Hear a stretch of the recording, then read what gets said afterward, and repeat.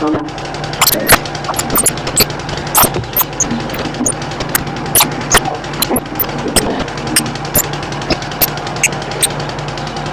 सहयोग में जब कुंडलिनी का जागरण हो जाता है तो वो एक के बाद एक जैसे बंद कर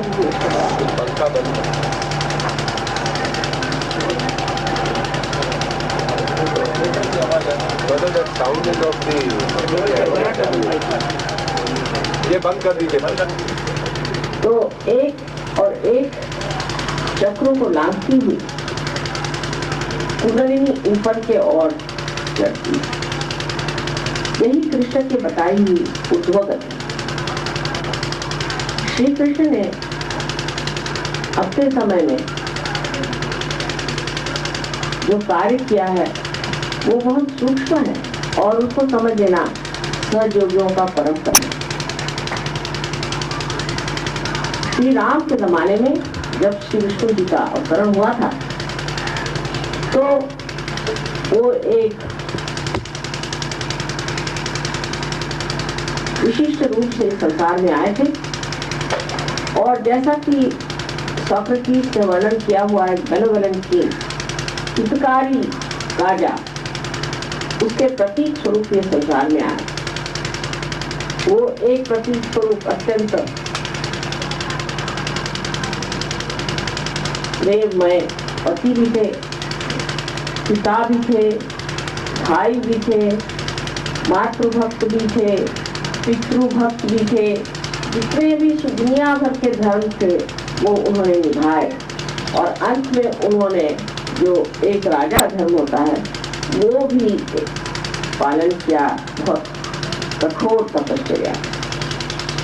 तो एक तपस्वी जैसे वो संसार में रहे और उन्होंने दिखा दिया कि एक राजा को कैसे होना चाहिए। उनके आदर्श से हमारे जितने भी राजनीतिज्ञ हैं कुछ सीख लें तो बड़ा फायदा होता है।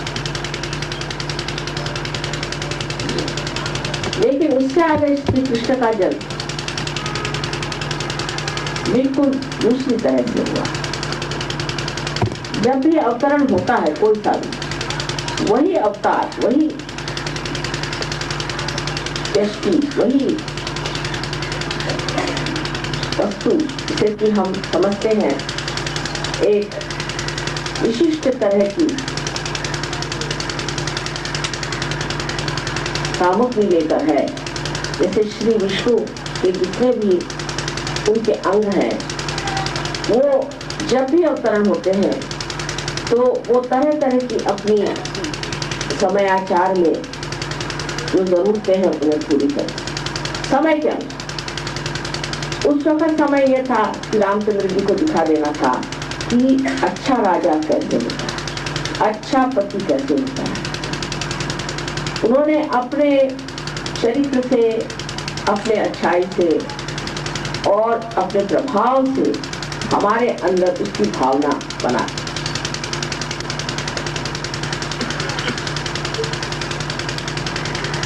उसी से हमारे अंदर हृदय का जो राइट साइड है, जिसे हम राइट हार्ट कहते हैं, वो बना।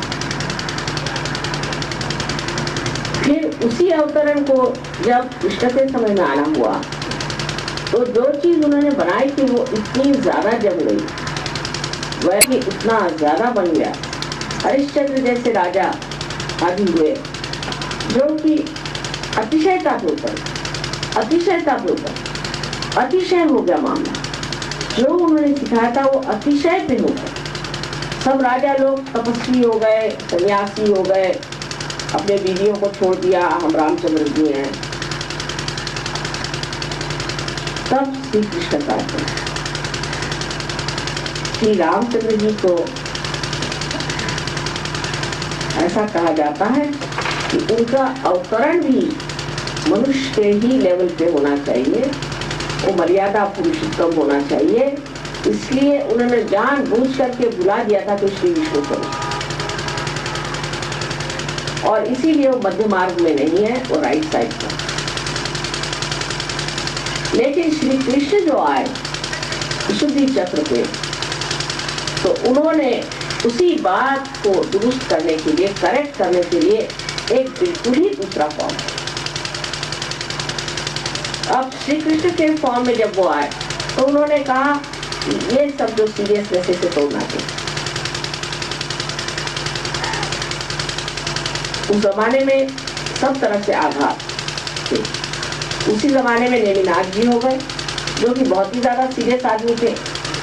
उन्होंने तो लोगों का खाना पीना बंद करवा दिया। हर तरह के धर्म के बंधन बहुत ही जकड़ गए। ये धर्म आपका, वो धर्म आपका, ऐसी कोई मिलिट्री बन गई थी धार्मिक लोगों। और वो मिलिट्री के इसमें कोई खाना पीना सब छोड़ के संतप्त होकर के सारे लोग बैठे हुए परशुराम जी जैसे। तो उन्हीं श्री राम ने जन्म लिया श्री कृष्ण के रूप में, और अपनी ही वजह से जो ये एक तरह से जड़ता छा गई थी उसको तोड़ने का प्रयास। ऐसा ही हिसाब किताब मोहम्मद साहब का हुआ। मोहम्मद साहब जब आए तो वहां पर इस जगह पैदा हुए थे, उन लोगों ने उनको बहुत सताया, उनको जहर कर दिया, उनको मार भी डाला, एक तरह से बहुत परेशान कर दिया। तो उन्होंने सिखाया कि अच्छा आप इन लोगों से युद्ध भी कर सकते, अपनी जान बचाने। वो समय आता है, उस समय में इतने लोग मारे गए कि पत्नियां बहुत एक दर पत्नी करते तो बहुत सी औरतें विवाह के बगैर ही रह जाती, और अविवाहित रिश्तेदारी उनको माने नहीं। तो उनका अच्छा ठीक है, आप चाहे 4 से करो चाहे 5 से करो, पर विवाह करो, परमात्मा को साक्षी रख करके विवाह करो, क्योंकि बाकी अगर औरतें उनका विवाह नहीं होता तो वो कोई ना कोई अधार्मिक ही रिश्ते से रहती।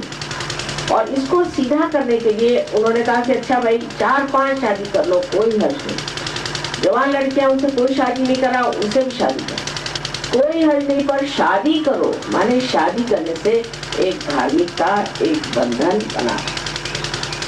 अब उसका हिसाब ये लगा है कि हर मुसलमान जब तक 5 शादियां नहीं करेगा तब तक वो मुसलमान ही है। हर एक चीज का हिसाब किताब हम लगा लें। और बहुत से लोग, खासकर हमने उत्तर प्रदेश में देखा है कि वो अपनी पत्नी को बहुत सताते हैं लोग, और बार-बार तो उसको घर से निकाल देते हैं और कहते हैं कि क्यों, सीता जी को भी तो राम ने निकाला था, आप सब रामचंद्र जी है क्या?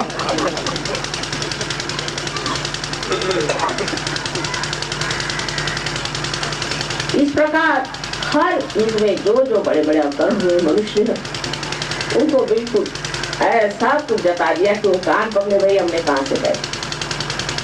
जैसे अब डॉक्टर साहब ने एक बात कही कि भाई ये माँ के खून उठा के मत ले जाए, इस पर गणों का अधिकार होता है। तो 250 आदमी सहयोग छोड़ के चले गए, क्योंकि उन्होंने कहा गणों का अधिकार होता है, नहीं जाना चाहिए, उसमें रात में आपको थोड़ी तकलीफ हो जाएगी, गण लोग परेशान करें। जो बात करो उसको उल्टा कैसे देखना चाहिए, ये मनुष्य को बहुत अच्छे से आता है। पता नहीं क्या बात है, उसके आंख में कोई ऐसी चीज है, दिमाग में कोई उल्टा यंत्र बैठा है कि जो बात कहिए इसके लिए वो अपना हित कर। तो श्री कृष्ण ने बहुत कुछ बातों को खत्म करने की कोशिश। जब वो संसार में आए तो उन्होंने कहा ये सब लीला, ये सब लीला है, लीला लीला। किस चीज से इतने सीरियस होने कौन सी बात है? तो सब खेल है, सब खेल है, इसमें इतनी सीरियसनेस लेने की बात ही कौन सी है जो आप इस तरह से बुद्धाचार्य बन के बैठे हो। और सन्यास की कौन सी बात, या अपने शरीर को तकलीफ देने कौन सी बात? सभी लीला। और लीला उन्होंने अपने बचपन से दिखाने की शुरुआत। उनके पीछे उनके मामा ही एक राक्षस बन के लगे, लेकिन उन्होंने जितनी लीलाएं की उसकी सूक्ष्मता सहयोग में आप समझ सकते हैं।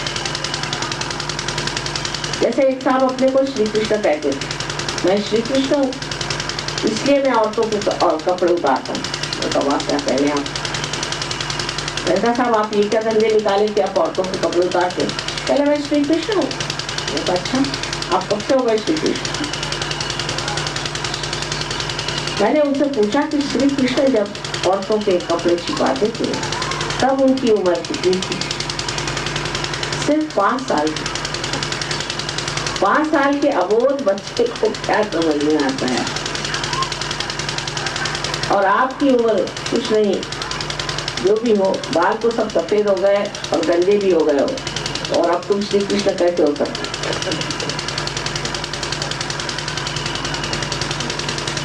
और मैंने ये कहा और 8 दिन में उनके किसी ने सब कपड़े उतार दिए और वो कूदते फिरे।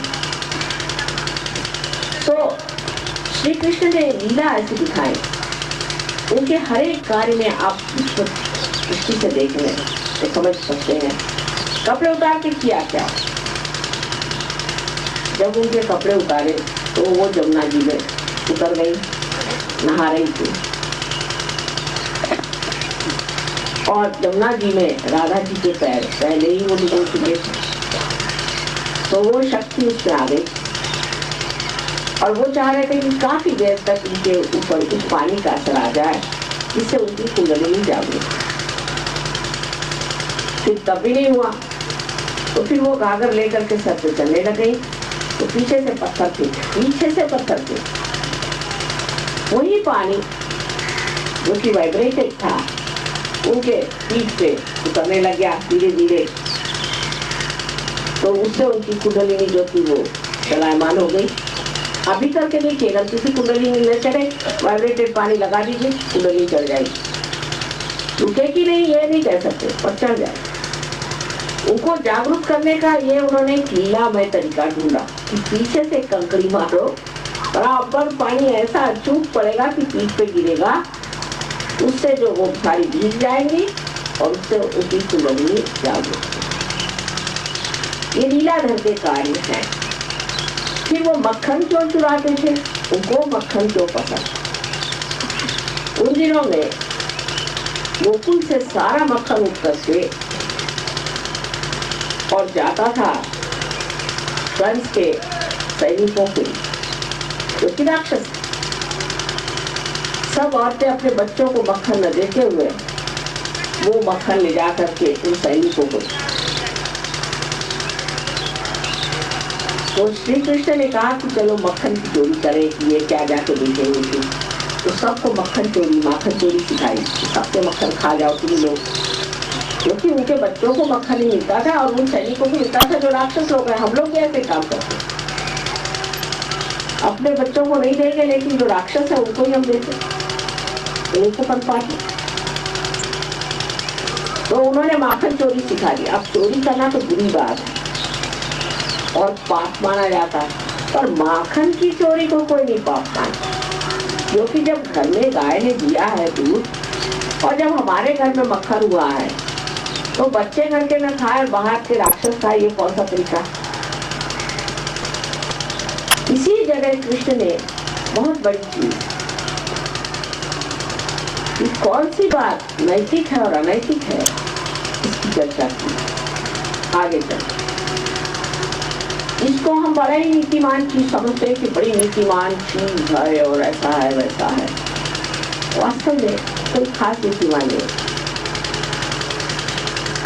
अब जैसे कोई घर इनकम टैक्स बचा रहा है, अच्छी बात, कोई है तो गवर्नमेंट को देकर के भी गवर्नमेंट तो खाती है वैसे, लेकिन देश का काम होने के लिए भी पैसा तो चाहिए। तो ऐसी प्रार्थना करना चाहिए कि ऐसी ईमानदार गवर्नमेंट आ जाए कि उसको इनकम टैक्स देने में हर्ज हो। और आपको आश्चर्य होगा कि मोहम्मद साहब ने कहा है कि आप टैक्स नहीं दे सकते, मैं तुमको दूंगा। और जब उन्होंने अपना टैक्स देना बंद कर दिया तो वहां पर ऑयल निकल आया और लोग आराम से रह रहे। वहां कोई टैक्स नहीं है, कस्टम नहीं है, कोई टैक्स नहीं है, कुछ बाकी सब पागलपन है। लेकिन ये 2-3 चीजें बड़ी अच्छी है कि वहां कोई टैक्स नहीं लेता, कोई कस्टम नहीं, चाहे जो ले जाए, सिवाय शराब।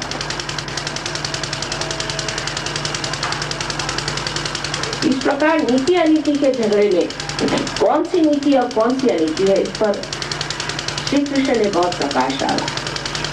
वो इस प्रकार कि मनु ने कहा था कि सत्यम वदेत् प्रियम वदेत्, सत्य बोलो और प्रिय बोलो। तो लोगों ने कृष्ण से सवाल किया कि भाई इसका क्या लगता है, सत्य अगर बोला जाए तो लोगों को अप्रिय लगता है, बुरा लगता है, कोई बात क्यों बुरा लग जाए? क्योंकि आदमी में अहंकार इतना होता है, उससे कोई बात कही, भाई देखो इस वक्त माँ सो रही है, क्या नहीं वो अभी इस वक्त नहीं बात, बुरा लग गया। माँ को सोने का अधिकार किसने दिया? वो तो सो ही नहीं सकती, उसको तो आराम करने का अधिकार है, माँ बनती तो आई है खोपड़ी पे सवाल, एकदम बुरा मान जाएगी। कभी समझेंगे नहीं 24 घंटे जो इंसान काम कर रहा है उसको थोड़ा आराम कर देती है, कोई बात नहीं, वो तो भगवान है, उसको सोने की जरूरत है। अरे भगवान भी सोते, आप किसी भी मंदिर में जाइए तो कहते हैं अभी भगवान सो रहे हैं, उठेंगे नहीं, तो सही बात, सारी देवी सो जाती, एक समय में सोते हैं, उस वक्त अगर आप माँ को जगाई तो उलझन सी हो जाती, लेकिन समझने वाले तो कोई नहीं। अब सत्य कैसे बताया जाए, इसलिए बोल के बताया वो भी नाराज, तो उन्होंने कहा सत्य जो है वो तो प्रिय हो नहीं सकता, बहुत मर्तबा पड़ी, अप्रिय कटु लगता है, कटु सत्य, तो कैसे कहा जाए, सत्य कैसे कहा जाए? तो श्री कृष्ण ने कहा कि देखो सत्यम वदेत् हितम वदेत् प्रियम वदेत्, जो आत्मा के लिए हितकारी है वो बात करो, आज बुरा मानेंगे कल ठीक है। अब कोई है गलत गुरु के पास जाते हैं और मार खा के मेरे पास आए और मैंने कहा भाई देखो वो गुरु ठीक नहीं है, गलत आदमी है, इससे आप कोई रिश्ता मत लो, बुरा मान जाए। लेकिन जब हम उनके अंदर की वो खराबी खींच लेते हैं तब समझ जाते हैं कि माने हमारे हित के लिए। श्री कृष्ण ने ये कहा कि दूसरे के हित के लिए, आत्मा के हित के लिए अगर आपने सत्य कहा तो आज शायद बुरा लग जाए, कल जाकर वो आपको धन्यवाद दे। और अगर उनको बुरा लगना ही है तो ऐसे लोगों को परवाह क्यों करना, जाने दीजिए, छोड़ दीजिए। फिर किसी ने कहा कि समझ लीजिए कोई आदमी किसी को मर्डर करने आया और उसने पूछा कि भाई जिसको हम मारना चाहते हैं उसको आप जानते कहाँ पर? अब आप जानते भी हैं, बताना चाहिए कि नहीं बताना? पहले कोई जरूरत नहीं बताने, क्योंकि अनधिकार चेष्टा है, उसका क्या अधिकार है आपसे पूछने का? उसका इसमें कोई अधिकार नहीं है, वो तो पूछ रहा है जबरदस्ती, आप उससे कुछ बताएं या न बताएं, ये आपका अधिकार। अनधिकार चेष्टा है और अनधिकार चेष्टा के लिए आपका उत्तरदायित्व नहीं, आपकी जिम्मेदारी। इस तरह से श्री कृष्ण ने बहुत बातें खुल करके और उस खुल करके कहने में एक जरूर बात हुई है कि लोगों ने श्री कृष्ण को उस वक्त समझा नहीं, पर समझते तो युद्ध न होता और न ही दुर्योधन ने जो दुष्टता की वो दुष्टता, लेकिन बुराई और अच्छाई का झगड़ा चलता ही और इसी तरह से सारा महाभारत रच गया और उस रचने से मनुष्य अच्छाई और बुराई को देखते हैं। श्री कृष्ण के जीवन में द्रौपदी का स्थान बहुत ऊंचा है। वो उनकी बहन जिसको कि विष्णु माया कहते हैं, वही इसका जन्म हुआ था और जो बिजली के रूप में आकाश में जाकर के चलती थी और जिसने उनके अवतरण की घोषणा की थी, वही विष्णु माया द्रौपदी। इसलिए वो द्रौपदी को बहुत मानते थे। जिस वक्त द्रौपदी के चीर के हाथ दुर्योधन ने रखा, जब खींचने लगे तो द्रौपदी सुलभ लज्जा से उसने अपना वाटल दांत में से दबा दी।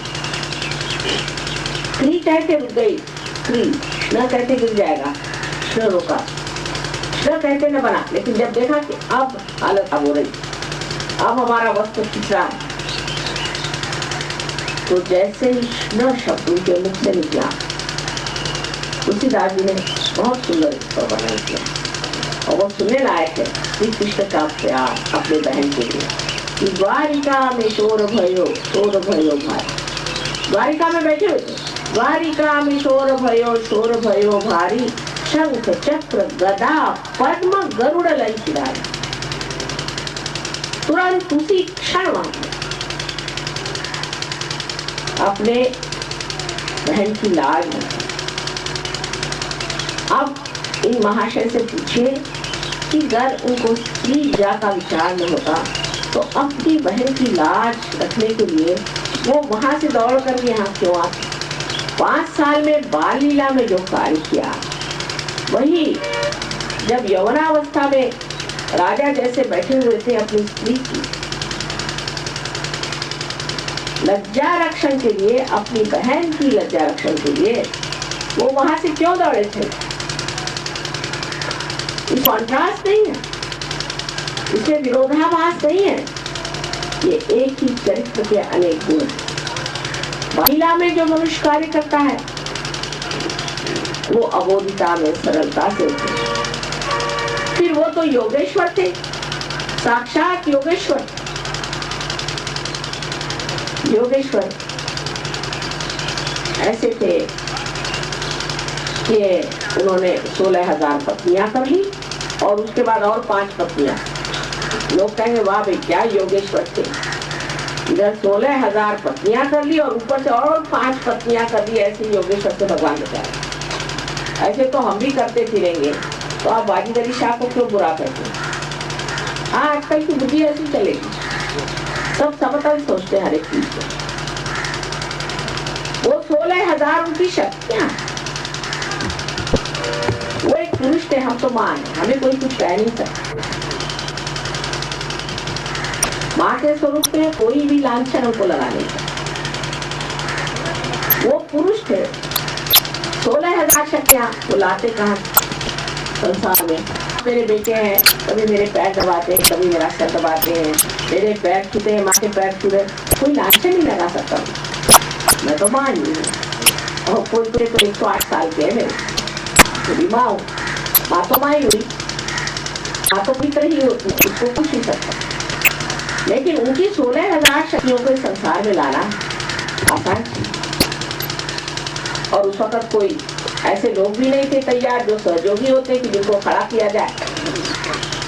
तो उन्होंने 16,000 अपनी शक्तियों को स्त्री रूप में जन्म दिया और एक राजा से कहा कि इनको सबको भगा के ले जाओ और फिर ये नाटक करके, सारा नाटक किए और उन 16,000 अपनी शक्तियों को अपने पास।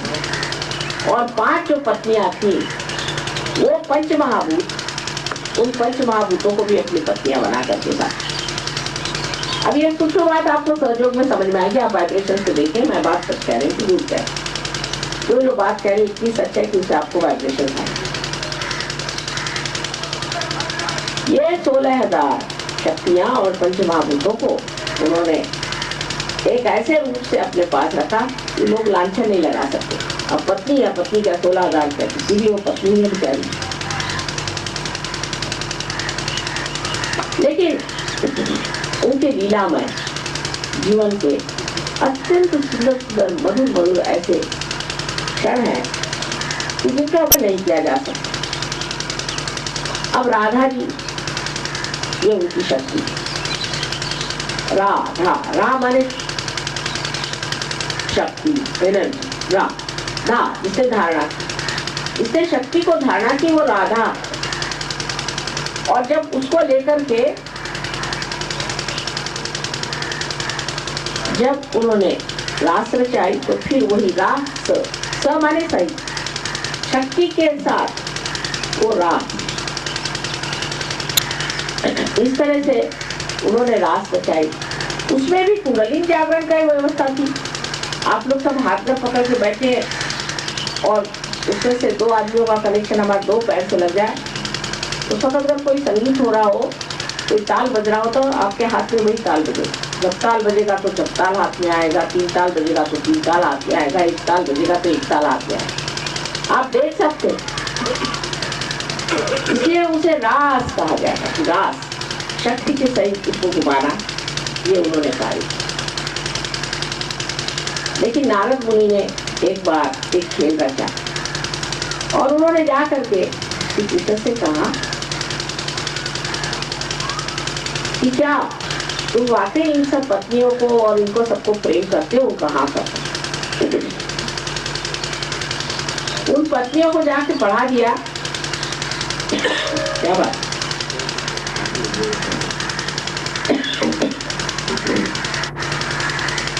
उन पत्नियों से जाकर इन्होंने कहा कि देखो श्री कृष्ण तुमको तो प्यार नहीं, वो तो सिर्फ राधा ही को प्यार, तुमको तो यूं ही रख छोड़ा है घर में पत्नी बना करके कलंक रहित रहने के लिए, वैसे तुमको कोई प्यार व्यार नहीं करते।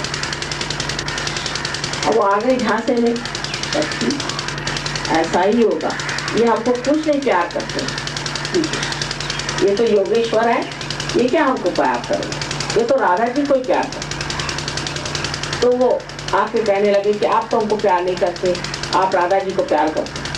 श्री कृष्ण का बाबा बाबा ऐसी बात करो, मेरे पेट में बहुत दर्द होने लगा, इतना दर्द हो रहा है मेरे को, कुछ आपको क्यों दर्द हुआ? कहले ऐसी बात करें मेरे दर्द हो जाए। अब घबरा गई, कहले अच्छा इलाज बताओ। इलाज बहुत तोहफा, ऐसा करो तुम्हारे चरण की जो धूली है वो मुझे पीने को दे दो तो मैं ठीक हो जाऊंगा। वो कहा वाह, पहले तो हमें प्यार नहीं करते और हमारा सब तुम्हें भी छीन लेना चाहते हो कि तुम्हारे पैर की धूली हमें पीना चाहिए तो हमारे पैर की धूली आप पीजिएगा, ये हमसे नहीं, ये सब हमें बेवकूफ बनाना, हमें न बनाएंगे। तो उन्होंने कहा कि भाई ये तो एक ही तरीका है। नारद मुनि ने कहा कि नारायण नारायण अब क्या किया जाए? तो अच्छा तुम जाओ राधा के पास से कह दो। तो राधा जी के पास, राधा जी से कहा कि भाई श्री कृष्ण की तबीयत बहुत खराब है, क्यों? पहले उनके पेट में दर्द है, क्योंकि वो धन्वंतरी है। उन्होंने इलाज ये बताया कि जो भक्त मेरे लिए अपने पैर की धूल भेज देगा उसको पीने से मैं ठीक होगा। तो राधा जी पैर आगे कर दिया, ले लो मेरे पैर की धूल ले लो। पर क्यों? तुमको आपके पाप पुण्य का कोई विचार नहीं? अरे कहने लगे जो पाप कराता है वो भी वही है और पुण्य कराता वो भी वही है, तुम ले तो जाओ उसके पेट का दर्द ठीक करो। तो उन्होंने उसके पाँव की धूल निकाली। अब वृंदावन की मिट्टी जो है पीली पीली आपने देखी हुई, वो लेकर के वो पहुंचे, कहा हाँ राधा जी ने तो दे दी है, अब लीजिए पीजिए। वो भगवती श्री कृष्ण ने कहा कि आप ऐसे क्यों खड़े हैं? कहने लगे कि राधा जी ने एक बात नहीं समझ में आया कि आप ही पुण्य भी कराते और आप ही पाप भी कराते। कहले अच्छा तुम समझ नहीं आई बात? नहीं। अच्छा कहले मेरे हृदय में देखो। हृदय की जब नजर की तो हृदय कमल में श्री राधा जी बैठी हुई और उनके पांव जो है उस कमल के पराग में छू रहे हैं और पीले पीले हो रहे हैं।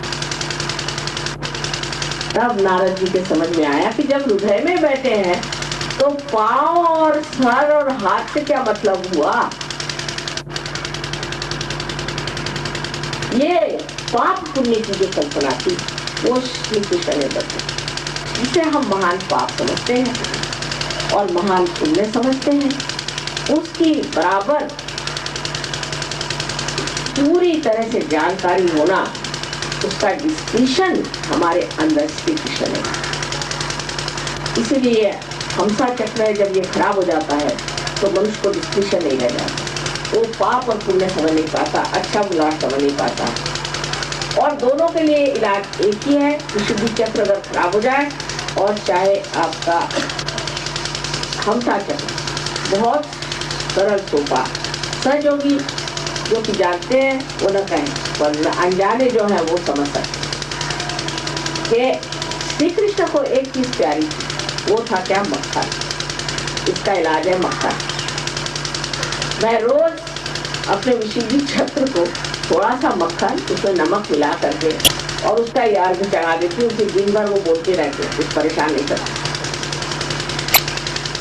आप लोग भी ये करें कि थोड़ा सा मक्खन अंगूठे पर ले करके उसमें नमक लगा ले और यहाँ जो परजीव है पीछे उसको उसका 3 बार अर्घ चढ़ा दे, बिल्कुल गला ठीक हो जाए, खांसी आसी सब गायब, सब कुछ ठीक हो जाए। और हमसा चक्र इससे पकड़ता है कि हम जिस जगह रहते हैं वहाँ खुश्की है और खुश्की के कारण एक बड़ा भारी प्रश्न खड़ा हो जाता है, वो ये कि हमारे अंदर की जो त्वचा है जो कि बहुत झिल्ली सी है और इसके एपिथेलियल सेल्स होते हैं वो सूख जाने की वजह से, जैसे हार्ट की भी सर्दियों में हार्ट की भी चमड़ी सूख जाती है, उसी प्रकार अंदर भी सूख जाती है और उसी से आपको ये सब बीमारियां साइनस और गिरियावत, उसका भी बहुत सरल इलाज है। अगर आप मक्खन को पिघला के नाक में डाल दें तो काम हो गया, नहीं हुआ तो आप घी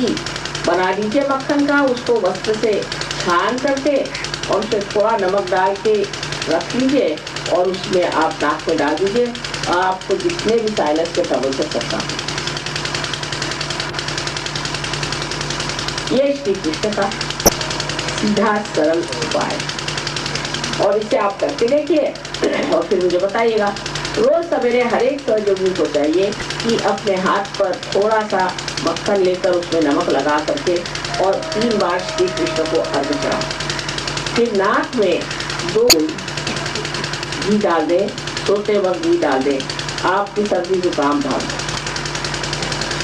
गर्म पानी से नहाने से जुकाम ज्यादा होता है, ठंडे पानी से नहाने से। जैसे गंगा जी का जल है आप जानते हैं बहुत शीतल, उसमें ही वो नहाया करते थे, इसी प्रकार आप शीतल जल में नहाया करें, आपको कोई तकलीफ नहीं। तो श्री कृष्ण की जो बात थी वो समझनी चाहिए। उन्होंने उस वक्त कुंडलिनी के जागरण का सामाजिक प्रयोजन, वे सामाजिकता में, और उन्होंने जो रास की थी उसमें भी यह था कि उनकी भी कुंडलिनी जागृति, उनके जागृति की कम से कम व्यवस्था हो, ये उन्होंने सारी व्यवस्था उस समय की थी और उसके ही फलस्वरूप आज हम उसे पा रहे। कृष्ण शब्द जो है ये कृषि से आया, इन्होंने कृषि की थी और आज उसके फल हम मिल रहे हैं, वही कृष्ण। और भी उनके नाम का अर्थ है जो कि सहयोगी लोग जानते हैं, इनका नाम कृष्ण क्यों रखा गया। देखिए तो तभी यही समझ लें कि उन्होंने कृषि की थी इसलिए उनका नाम अब नाराज है, उनका नाम कृष्ण रखा गया।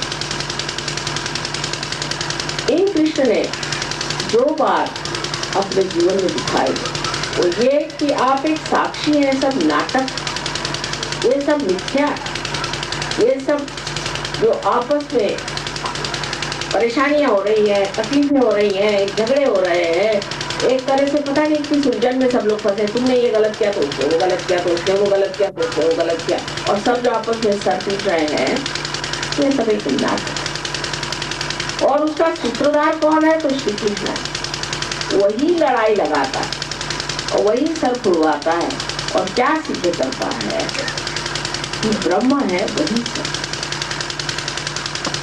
ब्रह्म माने ये जो चारों तरफ छाई हुई शक्ति जिसे आपने महसूस किया, यही सत्य है, यही सत्य बता, इसी से जाना जाएगा कि सत्य क्या है। बाकी जो कुछ भी है तो बस मजाक चल रहा है, आपस का झगड़ा, आपस की बातचीत, आपस का सब कुछ रखा। अब इसमें यह है कि ये जो खेल की प्रवृत्ति है ये हमें भी जरूरत से ज्यादा ही है और हम भी नाना तरह की खेल खेलते रहते हैं। अब आप भी इसको एहसास करेंगे और जानेंगे कि माँ बहुत तरह के खेल खेलती और इसीलिए कहा जाता है कि सहस्त्रारे महामाया, हमारा आगमन सहस्त्रार पे हुआ तो महामाया भी है, हमको पहचाना मुश्किल है, पकड़ना मुश्किल। जो हमको पकड़ना चाहेगा उसके चंगुल से हम भागेंगे और जो नहीं पकड़ना चाहेगा उसके अंदर घुसेंगे। तो इस तरह की हमारी चलती रहती है, लेकिन उस पर भी हम इशारे में बात जरूर करेंगे कि आप समझ कि यहाँ कलेक्टिव कॉन्शियसनेस की बात है। रास में जो है सो है, बाहर है सो अपना कोशिश करनी चाहिए कि सब लोग रास में आए, और जो रास में नहीं वो बाहर। तो 2 तरह के फोर्सेस सहयोग में चलते हैं, जिसे आप सेंट्रीफ्यूगल और सेंट्रीफ्यूगल ऐसे 2 फोर्सेस फिजिक्स में माने जाते हैं। हाथ में का रस्सी लेकर उसमें अगर पत्थर लगाया जाए और घुमाया जाए तो एक हिस्से तो अंदर खींचा रहता है जिससे हाथ पकड़े हुए, दूसरे हिस्से वो बाहर खींचा रहता है।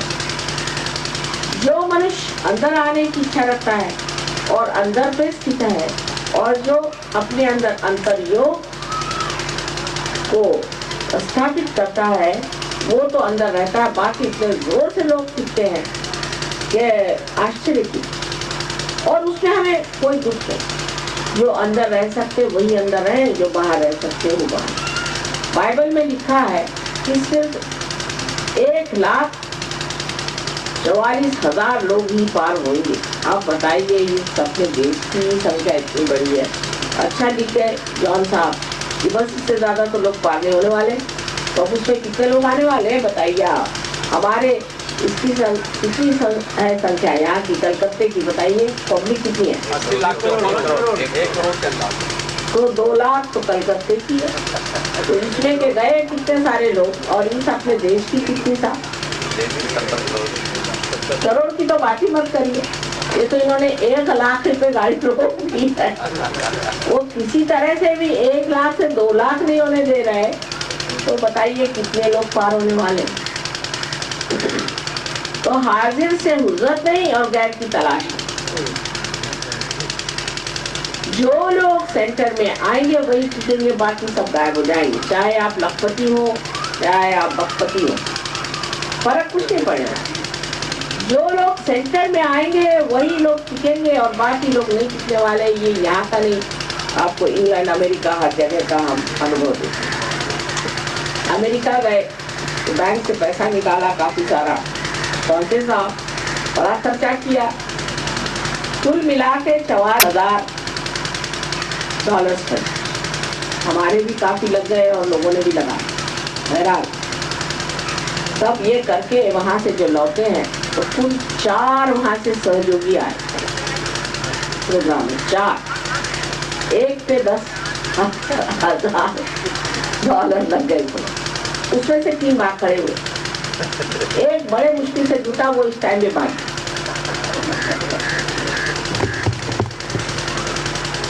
हम आते तो हजारों लोग, क्योंकि भाषण हम आज सिनेमा टिकट नहीं मिला, चलो माँ का लिखते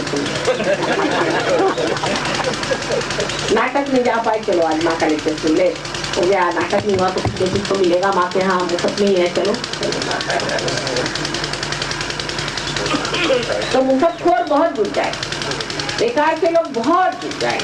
पहले ऐसा लगेगा हाँ हाँ हाँ हाँ समुद्र जैसा चला रहा है, लेकिन उसके स्वाति के बूंद जो चकोर होते हैं, पर आपकी आत्मा चकोर है, वो तो सिर्फ स्वाति के ही बूंद समान। इसलिए आपको क्वांटिटी की इतना विचार नहीं करना है, क्वांटिटी को फायदा हो सहयोग, पर क्वालिटी को जमाना चाहिए। जब तक क्वालिटी अच्छी नहीं होगी तो क्वांटिटी बेकार ही है। शिवाजी जब लड़ाई पे जाते थे तो उनके पीछे बहुत से ऐसे लोग लग जाते, तो रामदास स्वामी ने उनको एक बताया कि देखो ये जो बाजार घूम रहे इनको कहते हैं, मतलब बाजार के बैठे हुए लोग जो है, इनको तुम छाट दो एकदम, ये अगर हट जाएंगे तो बड़ा अच्छा हो जाएगा। क्योंकि ये लोग साथ चलते हैं पान बीड़ी माची सिगरेट सब लेकर के, उसके अलावा खाने पीने की चीजें सब लेके चले चलते। उससे जो सोल्जर लोग हैं उनका चित्त उसी में लगा रहे। ये सब तुम बाजार हटाओ तो फिर लड़ाई जीतोगे। लेकिन मुसलमानों ने ये बात नहीं की, इससे शिवाजी जीत गए। थोड़े से लोगों को लेकर के उन्होंने जीत किया। अंत में औरंगजेब जो था, जब उसने चढ़ाई की तो कोल्हापुर में ताराबाई ने उनको हरा और उनको वापस जाना। तो क्वालिटी की बात, क्वालिटी इसकी बढ़ानी चाहिए। सहयोग में जिसकी अंतर्योग से क्वालिटी बढ़ेगी वही कुछ कार्य कर सकता है, वही किसी काम का है और वही सहयोगी। और बाकी ऐसे तो रहते ही हैं लोग, मेरे माँ बीमार है, माँ को ठीक है, मेरा बाप बीमार है, उसको ठीक है, बाप के बाप को ठीक करो, बाप ठीक हो गया। फिर मेरी बेटी बीमार है, उसको ठीक करो, मेरे बेटे को ठीक करो। अब आपने कहा भाई अब बहुत होगा, मैं रोना शुरू कर देंगे, इतने जोर जोर से रोएंगे, अरे भाई क्या हो गया, अब सबको ठीक किया, अब इसको क्यों छोड़ दे रहे हो? अरे भाई तुम क्यों नहीं ठीक करते हो, तुम ही ठीक हो जाओ। शुरू में यही होगा, आप देख लीजिएगा कि सामाजिकता ये हो जाएगा कि दुनिया भर के कैंसर पेशेंट आप ठीक करें। मैं तो लाइन क्लब वालों को यही कहूँ, पहले आप लोग जम के सहयोगी, नहीं तो अब आप ठीक करने जाइएगा तो आपको सर दर्द हो जाएगा। जम के पहले सर्जरी हो जाइए और फिर और जरूरत है आप फोटो दे दीजिए ना, फोटो सब काम कर ले, उससे उनको श्रद्धा भी आ जाएगी और ठीक भी हो जाएगा। फोटो ही में ठीक होंगे आपसे भी ज्यादा, क्योंकि आप रहेंगे तो आपके पीछे पड़ेंगे। हमारे सर पे हाथ रखो, अभी भी देखिए आप, मैं जहाँ जाती हूँ वहाँ मेरे सर पे हाथ रखो, मेरी यहाँ तक भी यहाँ हाथ रखो, हाथ खींच के रखेंगे मन यहाँ रखिए। अच्छा भाई दो यहाँ छोड़ो।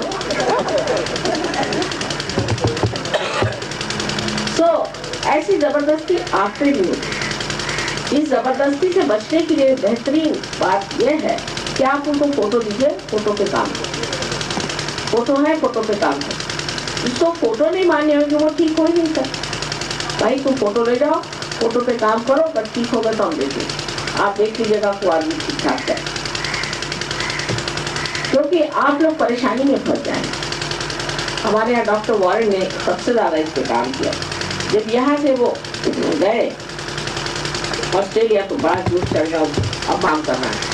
और कुछ उनको अनुभव भी ऐसा है, उन दिनों में पेट्रोल खत्म हो गए तो पेट्रोल गाड़ी में नहीं था ज्यादा, और उस वक्त में वहाँ पर लोगों ने कहा कि स्ट्राइक है, पेट्रोल नहीं है। उनका इतने पेट्रोल पे हम काम, वो कहते हैं कि 1 महीना भर उसी पेट्रोल को चलते रहे, और जब हम पेट्रोल पंप पे गए तो उनका तुम पेट्रोल भराने आए तो पेट्रोल भरा पड़ा है पूरा। तो उनको विश्वास हुआ कि माँ ने हमको बड़ा इंटेलिजेंस दिया और हम ये काम करें। लेकिन वहाँ गलती कर गए। लोगों को जागरूकता देने की जगह वो लोगों को ठीक होने के लिए तो उनके यहाँ भीड़ लगी रहे, ऐसी भीड़ लगी रहे कि उनको जीना मुश्किल हो। उसके बाद उन्होंने कहा कि माँ मेरे को बड़ा सर में दर्द हो रहा है, बदन टूट रहा है, हार्ट अटैक आता है, पता नहीं पैल्पिटेशन हो रहा है। तो मैंने कहा वहाँ क्या धंधे कर रहे हो तुम? पहले मैं सबको तबीयत ठीक कर रहा हूँ। मैंने कहा काय को ठीक कर रहे हो? यहाँ तो पहलवान लोग आकर के भी ये कहते हैं कि माँ हमें शांति दे।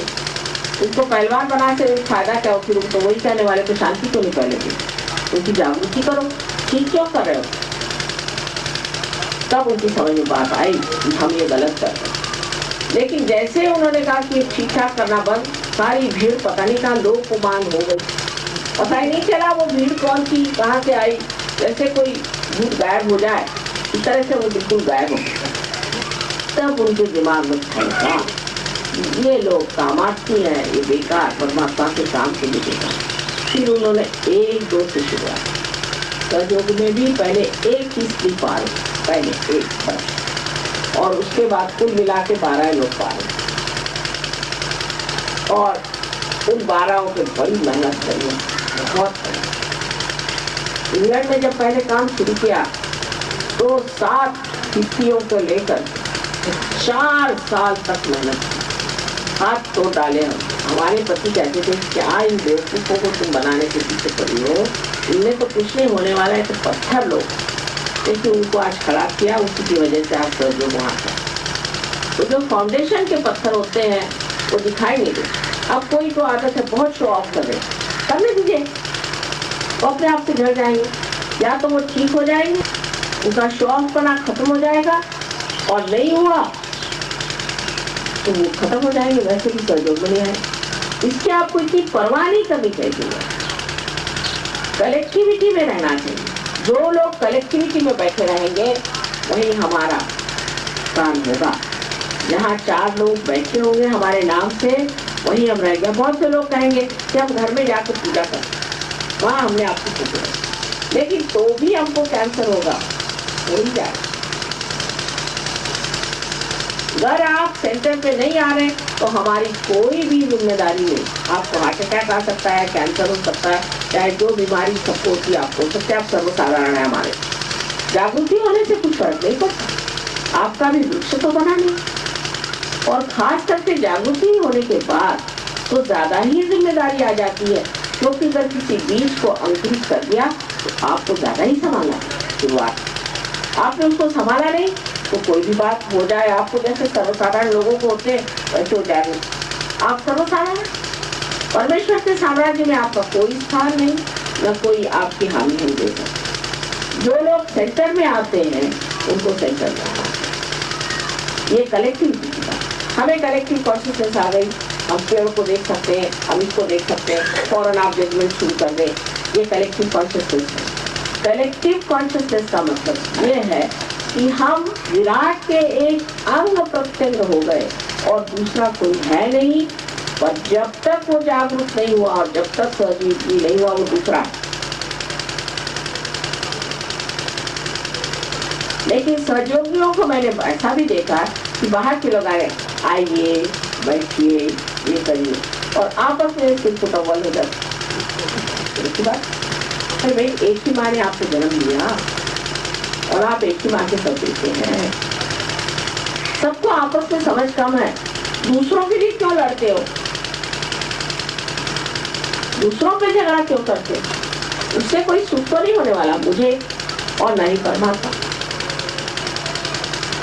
दूसरों के लिए आपस में मत लड़ो, जो दूसरे हैं वो दूसरे हैं और आप जो है एक, क्योंकि आप जागृत, आप उस विराट के शरीर में अंग प्रत्यंग जो है वो जागरूक हैं और बाकी के जो लोग हैं वो जागरूक हैं। अब जिस प्रकार हमारे शरीर में एक हृदय है, एक लिवर है, एक ब्रेन है, एक स्प्लीन है, ऐसे अलग अलग ऑर्गन्स हैं, उसी प्रकार सहयोग में हर जगह एक एक आदमी की नियुक्ति हो जाती है। जैसे बंगाल के लिए हमने कहा था जलाल से कि जलाल तुम कर सकते हो बंगाल की सेवा, क्या इसके लिए तुम तैयार हो? वो तैयार हो गए, उसे कहा हम क्यों लीडर। अगर कोई लीडर हो गया तो सारी जिम्मेदारी उस पर, आपको जो भी काम करना है उस लीडर से बात करके आप देखिए। अगर वो लीडर गलत काम करता है तो हम उसको इतना झाड़ते हैं और इतना ठीक करते हैं, वो हमारी जिम्मेदारी, आपकी नहीं। आप लीडर के दोस्त होगा। एक लीडर के बारे में कोई खिलाफत में बात कर रहा था, उन्हीं के छोटे भाई, मुझसे बर्दाश्त नहीं हुई, मेरे पीठ पे फोड़े निकल आए बड़े बड़े बदले। मैंने कहा देखो क्या मेरे पीठ पे फोड़े, हैरान है। मैंने कहा ये मेरे बेटे हैं, इनको मैंने वहाँ अधिष्ठित किया है, ये मुझे सबसे प्यारे हैं और इनको चैलेंज मत करो, कृपया इनको चैलेंज मत करो, मैं इनको संभालूंगा, इनके ऊपर मेरे पैर, इनको मत हिलाओ किसी भी तरह। जिस दिन ये हिलने लगेंगे इनको मैं खुद ही खिसका दूंगी, उसकी जिम्मेदारी मेरे पर, तुम्हारे ऊपर नहीं। ये बात समझ लेने की कि जो हृदय का चालक है उसको अगर आप कहे कि तुम हट मैं आता हूँ, अपनी बराबरी उनसे नहीं करनी है, इसलिए क्योंकि उनको मैं देख रही हूँ। मैं हर एक आदमी को नहीं देख सकती, लेकिन उनके थ्रू मैं हर एक को देखती हूँ और जानती हूँ, पहचानती हूँ। और ये सहयोग का एक बड़ा भारी दोष है कि लीडर को क्रिटिसाइज करते हैं, इसको क्रिटिसाइज करते हैं, वो लीडर बनते हैं तो उन्होंने ये क्यों किया। आपका ये नहीं देखने का कि मैं देख लूँ, और आपको पता नहीं बड़े बड़े लीडरों को उठा कर फेंक दिया सहयोग। बड़े बड़े ऐसे लीडर्स की जिनको दुनिया मानती थी कि भाई ये तो पहले आए, बड़े भारी लीडर है, और लीडर को तो और भी समझ के रहना है, उनको तो पहले ही पकड़ आ जाती, घमंड आ जाता है। कभी कभी अपने को बहुत सोचते हैं कि हम बहुत बड़े आदमी हो गए, पता नहीं क्या चाहते। लीडरों को तो बहुत ही समझ के रहना है, ये सबको जोड़ते जाना है। जो आदमी तोड़ने का प्रयत्न करेगा किसी भी वजह से और समझदारी का काम नहीं लेगा, वो उसकी लीडरशिप को खो बैठे। तो लीडरशिप लेना भी एक बड़े भारी जिम्मेदारी का काम है, और आप सबको चाहिए कि कलेक्टिव कॉन्शियसनेस में समझना चाहिए कि माँ ने उन लोगों को नियुक्त किया और उनको चैलेंज नहीं करना किसी। दो लीडर्स में भी झगड़े हो जाते हैं, ये तो सब अहम ब्रह्मास्मि, तो ब्रह्म ब्रह्म से लड़ने खड़ा, ये भी देखा है। लेकिन ऐसा कुछ होना नहीं चाहिए, आपस में समझदारी रखें। अधिकतर मुझे को लेके झगड़ा होता है, बताइए कितनी बुरी बात है कि मुझे को लेके लोग झगड़ा करते हैं कि माँ को ऐसा क्यों किया, कोई कहता कोई कहता माँ को ऐसा क्यों किया। अरे भाई, तुम्हारी माँ तो दीवानी औरत है, उसका कुछ ठिकाना है? आज यहाँ बैठी है, कल वहाँ बैठी है, उसका क्या ठिकाना है? छोड़ दो उसको। मुझे कोई बुद्धू नहीं बना सकता, मैं लगती हूँ सीधी सादी गोली बारी और बहुत चालाक, कोई मुझे बेवकूफ नहीं बना सकता। ये तुम समझ जाओगे। अब ऊपर से मैं बनती हूँ और महामाया हूँ ना, तो ध्यान में रखो तुम मेरी ओर से बिल्कुल परेशान नहीं। मुझे रक्षा करने की क्या जरूरत है, मैं स्वयं सब आपकी रक्षा करती हूँ, मुझे क्या रक्षा करती। इसे विश्वास पे रहो कि माँ जो भी करती है उसमें कोई न कोई चक्कर है। कौन सा चक्कर है ये देखना पड़ेगा, क्योंकि कृष्ण से भी गहरा खेल हम खेल। सहयोग में अगर लाना है तो श्रवण करने की जरूरत है ना, सारी चीज उसको पूरी तरह से उसका मंथन करना पड़ता है, तभी तो ना आप ऊपर में आएंगे घी के जैसे, नहीं तो कैसे होगा। अब कलेक्टिविटी में वही चीज है कि जब आपने ढेर सारा और मंथन कर लिया और अब सारा मक्खन तैयार हो गया, तो आप क्या करते हैं कि थोड़ा सा मक्खन उसमें डाल, अब उस मक्खन के इर्द गिर्द जो मक्खन इकट्ठा हुआ वो मक्खन हुआ, बाकी सब ठीक जाता है। Better be seated, everybody gets disturbed. So, उस मक्खन को आपको चाहिए कि एक परिधि में बांधते जाए सब उस मक्खन को। वो मक्खन जो है वही लीडर, उससे छूट के जो रहेगा वो गए। उसी प्रकार सहयोग में आज तक कार्य किया है और धीरे धीरे ऐसे पक्के सहयोगी हो गए हैं कि आप देखते बने। और आपके पास तो सारा कुछ है मूल में, आपके पास धरोहर है, आपके पास श्री कृष्ण आप जानते हैं, आप सब कुछ बातें हैं, आपको कोई खास बात बताने की जरूरत नहीं। आप तो जड़ें ही बड़ी आपकी गहरी, हजारों वर्ष पुरानी जड़ें हैं, आपको क्या कहना, कुछ करना ही नहीं है। ये तो प्रदेश की बात मैं कह रही हूँ, यहाँ की गणेश की क्या चीज है, यहाँ से शुरुआत करिए। मैंने गणेश नाम की कोई चीज है भी जिनको पता नहीं, इसकी भी जिनको खबर नहीं, वो ऐसे सहयोगी हो गए कि आपको गणेश तत्व पे 7 लेक्चर दे सकते हैं। वो संस्कृत सीख गए, सब कुछ कर लिया, और जाके सारी किताबें पढ़ रहा है, सब कुछ कर दिया, ला कर रविंद्र बाबू का उल्लेख है। ऑस्ट्रेलिया से लोगों ने मेरे पास भेजा, आप आश्चर्य करेंगे, जिसमें उन्होंने गणपति पुणे का वर्णन किया हुआ है महाभारत। अभी तक किसी बंगाली ने मुझे नहीं दिया ये उत्तर। बड़े रविंद्र बाबू के पुजारी बनते तो कोई तो एक लिख के बताते। वहां से लिख के आया है जो रविंद्र बाबू ने लिखा है कि मदर अवेक हो गई है, सारे शोज पे लोग आएंगे, इधर से लोग सारे, वो तो बड़े भारी दृष्टा थे, तो उन्होंने ये देखा, ये सारा वर्णन इन लोगों ने लिखा। तो कलेक्टिविटी में क्या है कि वो दौड़ गए सारे अंतरराष्ट्रीय जो कुछ भी विचार इस पर है, अंग्रेज हो, चाइनीज हो, वो फिर रशियन हो, कोई भी आदमी जिसने सहयोग पे विचार डाला सारे उतार के गए। सहयोग के सपोर्ट में क्या कर सकते हैं, सहयोग को किस तरह से करना पड़ता, क्योंकि उनमें भाई बंधती नहीं है। अब वो उग गए, उसको हो गया, उनके तो बहुत ज्यादा सड़ गए, उनके यहाँ पॉलिटिक्स बिल्कुल सड़ा गला हो गया, तो छोड़िए अब वो सब खत्म। उन्हें भाई बनती, भाईचारा बड़ा जबरदस्त है और बड़ा मुझे आनंद आता है जब देखिए एक दूसरे को थप्पड़ मार मार के बड़े जोर से प्यार से बातें करते हैं, ऐसा आनंद आता है।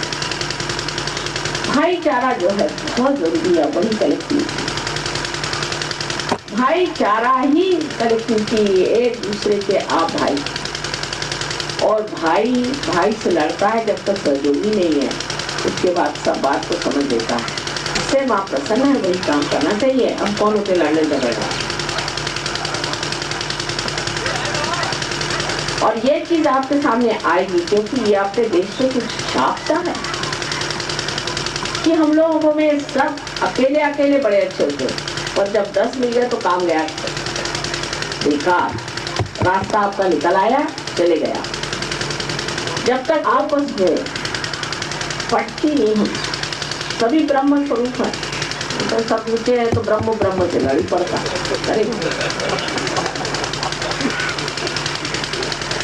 और हमारे यहाँ ये भी कहावत है कि अगर 2 बर्तन हुए तो टकराने को हुए। अरे भाई अब बर्तन हो तो टकराइए, पर अगर खंबे हैं तो ये अगर टकराते फिरे तो नीचे लोग बैठेंगे कैसे उसमें? सब बर्तन थोड़ी ना है, खंबे भी तो होने चाहिए कि सब बर्तन ही जो टकराते रहते जिंदगी भर। टकराने की बीमारी बड़ी मुश्किल है और इसीलिए अपनी कलेक्टिविटी टूट जाए। अब उसके अनेक तरीके होते हैं कलेक्टिविटी तोड़ने के, जो कि बड़े प्रैक्टिकल जैसे देखे जाए तो समझ में आते हैं। जैसे कि वाइब्रेशन कोई लेके लोग हैं, तुम्हारे वाइब्रेशन ही अच्छा आ रहे हैं। अब कोई नया आदमी आया आपके प्रोग्राम में, आप आशा आप सब लोग सहयोगी है, तो मैं जो भी बात कहूँ सब सहयोगियों की आपके अंदर की बात, उससे कह दिया कि अरे भाई तुम तो बड़े भारी भूत। एक देवी जी आई मुझसे कहती कि मैं तो कह दिया कि मैं भूत हूँ, मैं तो सहयोग से पहले भूत नहीं कि अब कैसे भूत हो गई। मैंने कहा किससे कहा तुम भूत हो? सभी कह रहे कि तुम भूत हो, मैं तो भूत हो गई, बहुत रोने लगे। मैंने कहा ऐसी बात नहीं है, तू समझ नहीं रही। आते ही साथ ये सोचना चाहिए कि वो आदमी जो है वही है जो पहले हम थे, अब वो सहयोग में आ रहा है, हम ऊंचे स्थान पे बैठे, आते साथ उसको एक लात मारी तो ऊपर कैसे चढ़ेगा? आप ऊपर बैठे हैं कि हाथ नीचे करके उसे खींचिए, इसलिए नहीं कि उसको आप लात मारे। अब बहुत से लोगों के आगाव होते हैं, बहुत ज्यादा आगाव होते हैं, खोपड़ी के सवाल, हाँ यहाँ बैठो, यहाँ उठो, ये करो, सब उठ बैठता थी, फिर उसके बाद वही उठते बैठते नजर आते। अब बहुत से लोगों की ये भी होता है कि माँ ने कहा, माँ ने ऐसा कहा, इसी ने ये बात नहीं कहनी है कि माँ ने कहा। अरे आपको क्या कहना है कहो ना। जैसे संजय हुआ हमारे गीता में, संजय ने कहा, कृष्ण ने कहा, आपको कुछ कहना है कि नहीं? आप बात कहो। माँ ने कहने से मतलब क्या? जो माँ को कहना वो तो है ही विदित, लिखा हुआ है। आप क्यों माँ की बात लेकर कह रहे हैं? उनकी सुनती बात भी कह देते हैं कि माँ ने कहा था, ऐसा अब लोग कहते हैं माँ ने कहा होगा। क्या आपने माँ ऐसा कहा था? ऐसा तो तुम्हें कही तो कुछ गलत बात। धीरे धीरे आप मेरे साथ रहते हुए आपको मेरी स्टाइल समझ में आ जाएगी, फिर आप समझ आएंगे कि माँ ऐसा नहीं, ये बस करें माँ को तो उल्टा सीधा घुमा करके वो इस चीज से निकल आएंगे, वो नहीं इसके फंसते आएंगे। लेकिन लोग बात उसको करते हैं। माँ ने कहा था, बहुत से लोग हैं जैसे कि अरे वो राजीव, हाँ कौन? वो जो प्राइम मिनिस्टर है, अच्छा वो आए थे मेरे घर कल। कल तो वो लंदन में थे। ना ना ना ना ना कल नहीं, हाँ 1 महीने तक आए थे। अच्छा फिर उनका कि मैं तुमको मिनिस्टर बनाने वाला हूँ। अच्छा काहे की मिनिस्टर बनेगा? वो तो मैंने सोचा है मैं अर्थमंत्री बन जाऊँ। तो उनका बड़ी अच्छी बात है, आप अगर अर्थमंत्री बन रहे हैं तो हमारा तो फायदा ही हो जाएगा। अब तो हम इनकम टैक्स जितना भी रखे तो आप कुछ नहीं करेंगे हमको, हमारा इनकम तो है ही नहीं कर पूरी। नहीं साहब, इसमें इनकम टैक्स का तो कोई काम ही नहीं पड़ता अर्थमंत्री में। अच्छा कितना का पड़ता है? वो तो खेती बाड़ी देखी जाती। मैंने कहा आपको मिनिस्टर हो।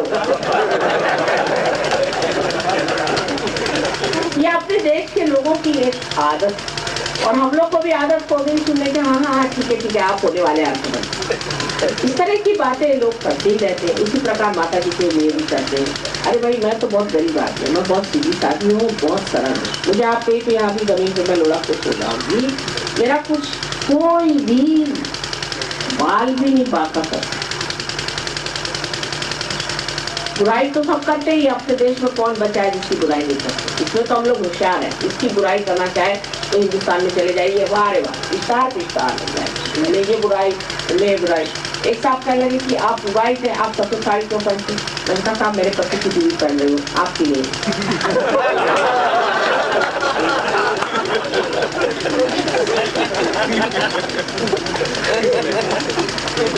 हर चीज का क्रिटिसिज्म होगा कि ये ऐसी क्यों है तो वैसे, आपसे क्या बात?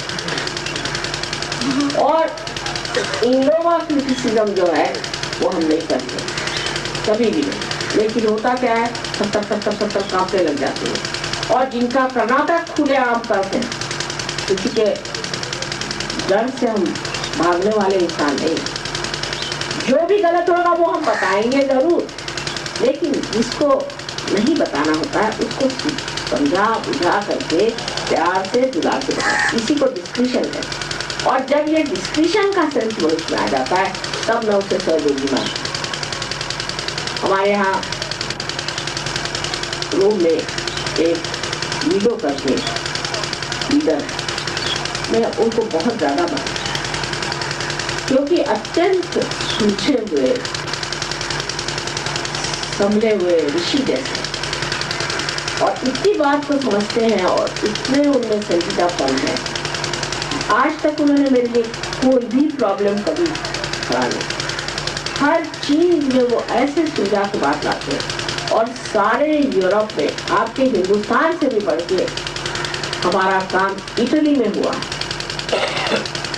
आप आश्चर्यचकित हुए, वहाँ के जितने भी टेलीविजन हैं वहाँ पर बहुत हमारा प्रचार हुआ। वहाँ की जो म्यूनिसिपैलिटियाँ हैं, जहाँ जहाँ हम जाते वो हमारे फोटो खुद छपाते हैं और खुद इश्तहारात लगाते। ऐसे दिन यहाँ कब आने वाले? और वहाँ के मेयर साहब खुद हमारे पास आते हैं। इतना ही नहीं, वहाँ अब एक किताब छाप रहे हैं, 6 आज के युग के बड़े लोग जो कि इटालियन है उनके बारे में छाप रहे हैं। उसमें से उनके वाइस प्रीमियर जो है उनके बारे में भी छाप रहे हैं 6 लोग, और एक बड़े भारी वहाँ लेखक हैं उनके बारे में छाप रहे हैं, और एक मैं जो कि इटालियन नहीं हूँ मेरे बारे में भी किताब है। आपके देश में तो ये सब हो नहीं सकता। अभी टाइम्स ऑफ इंडिया वाले आ जाएंगे तो वहां जाकर के छाप देंगे कुछ ना कुछ मेरे गलत, जैसे कि ये बड़े संरक्षक बैठे हुए हैं, जैसे मैं आपको नोचे ले रही हूँ और ये बड़े संभालने वाले बैठे, और छोटी छोटी बात में तुरंत जाएंगे यहाँ से। इटली में जरा किसी में ये आदत नहीं। अब किसी के घर नहीं गए, हो गए, अरे भैया आपका घर नहीं है तो मेरा ही घर है, तो फिर बुरा क्यों मान? मेरे घर आओ, मेरे घर आओ, जब तक ये ममत्व बना रही है हिंदुस्तानी बोल मेरे घर। ये कलेक्टिविटी के विरोध में बात है। मेरा कौन सा घर है? मैं जहां रह गई वही मेरा घर। मेरे घर आओ, मेरे घर आओ, सबको लगता मेरे घर आओ। ये मेरापन जब तक छूटेगा नहीं तब तक कलेक्टिविटी आपके आए। ये मेरे बेटे, ये मेरे बच्चे, ये मेरे पति, ये मेरा घर, ये मेरी मोटर, इसमें मेरापन ममत्व को छोड़ना है। ये अंदर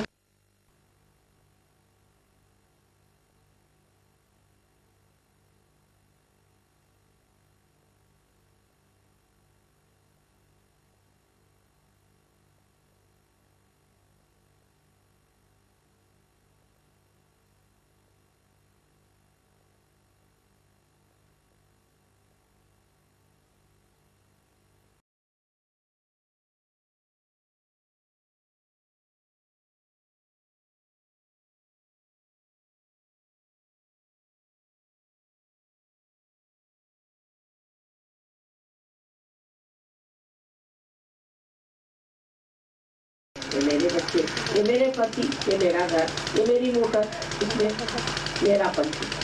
ममत्व को छोड़ना है। ये अंधकार से, अज्ञान से मनुष्य में आता है। ये अज्ञान है, इस अज्ञान से दूर है। कलेक्टिविटी की खास चीज ये है कि आप दूसरों के वाइब्रेशन देख सकते हैं और अपने देख सकते हैं, लेकिन डिस्क्रिप्शन यह है कि आप किसी को बताइए नहीं कि दूसरे के वाइब्रेशन क्या करा। बंधन में रहिए, माँ के बंधन में रहिए, निर्विचारता में रहिए, तो आपको कोई नहीं पकड़ सकता। हमारे सामने कितना भी बड़ा भूत रख दीजिए, अगर हम नहीं चाहेंगे तो उसको कोई भी अधिकार ही नहीं है, उसमें कोई शक्ति नहीं जो हम कर सका। लेकिन हम अगर किसी पर दयाद्र होकर उसका खींच ले तो खींच सकते, तो थोड़ी देर सफर कर लेते हैं। सुबह हम तो देखते हैं अपने शरीर को सिर्फ साक्षी स्वरूप। तो जिसको वास्तव में सहयोगी बहुत ऊंचे किस्म का होना है, उसको धीरे धीरे अपनी तरफ नजर करनी है, अपनी तरफ। और बाह्य में ये देने, ये जो दोनों हाथ है यही कलेक्टिविटी है, क्योंकि यही ये अपनी यहाँ का जो प्लेक्सस है इसको सर्वाइकल प्लेक्सस कहते हैं। उससे अगर आपके हाथ में अगर वाइब्रेशन नहीं आ रहे हैं तो समझना चाहिए कि कलेक्टिविटी में कुछ कमी आ रही है। तब यहाँ विष्णु चक्र का जो पीठ है जो कि विराट का स्थान है, इस विराट को आप अगर घुमाएं तो आपकी कलेक्टिविटी बढ़ेगी। ठीक है, ये है। नेपाल में गए थे तो सब लोग इस जगह भी कुमकुम लगाते। मैंने कहा यहाँ क्यों लगाते? पहले यहाँ तो हम लगाते हैं शिव जी के लिए और यहाँ लगाते हैं कृष्ण के लिए।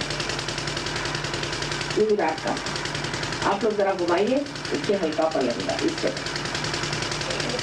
ये विराट का, ये उसका पीठ। यहाँ पर श्री कृष्ण पहुंच करके विराट स्थिति में आ जाते हैं। विराट तो मोहम्मद साहब ने कहा अल्लाह हो अकबर, अकबर जो है वो विराट। उन्होंने अकबर की बात कही, अकबर विराट है। श्री कृष्ण की बात, श्री कृष्ण को अल्लाह का, और जिसको वो करीम कहते हैं वो शिव जी। नाम उन्होंने दूसरे दे दिए, इसको उनको अल्लाह कह दिया, उनको करीम कह दिया। एक को रहीम कहते हैं, एक को करीम कहते हैं। और इसी तरह से इन्होंने अलग अलग सबके नाम बना करके और थोड़ा सा नाम को बदल दिया, जो उस भाषा में समझ में आया अरबिक में वो नाम दे दिया। लेकिन अल्लाह अकबर इसका मंत्र है। इस उंगली से जो कि श्री कृष्ण की उंगली है, आप जानते हैं विष्णु जी की, कान में उंगली डाल करके और सर को पीछा करके अल्लाह अकबर आप 16 मरतबा कहिए, आपकी कलेक्टिविटी जाएगी। तो सबको मुसलमान होना पड़ेगा थोड़ा। मुसलमान का मतलब है शरणागत। बेचारों ने कितनी मेहनत की अरबों पे, पर गधे की गधे ही रहेगा। आप लोगों पे कितनी मेहनत की है, लेकिन आप रिचुअलिज्म में इसमें उसमें खर्च कर, इस सब कीचड़ से निकल के आपको कमल होना है। और कमल की विशेषता ये है सारी दुनिया को सुगंध पहुंचा। तो देते वक्त वो नहीं सोचता कि किसको मैं सुगंध पहुंचा रहा हूं, लेकिन अपने वक्त सोचता है कि मेरे सुगंध में कोई त्रुटि नहीं रहनी चाहिए, कोई भी त्रुटि नहीं। लोग देख कर कहना चाहिए लोगों को कि नहीं कस्तूरी का मोदा शपथे न विभाग, ये कस्तूरी है, कुछ भी कहिए ये कस्तूरी है। हम नहीं मान सकते कि ये कस्तूरी है, क्योंकि सुगंध आ,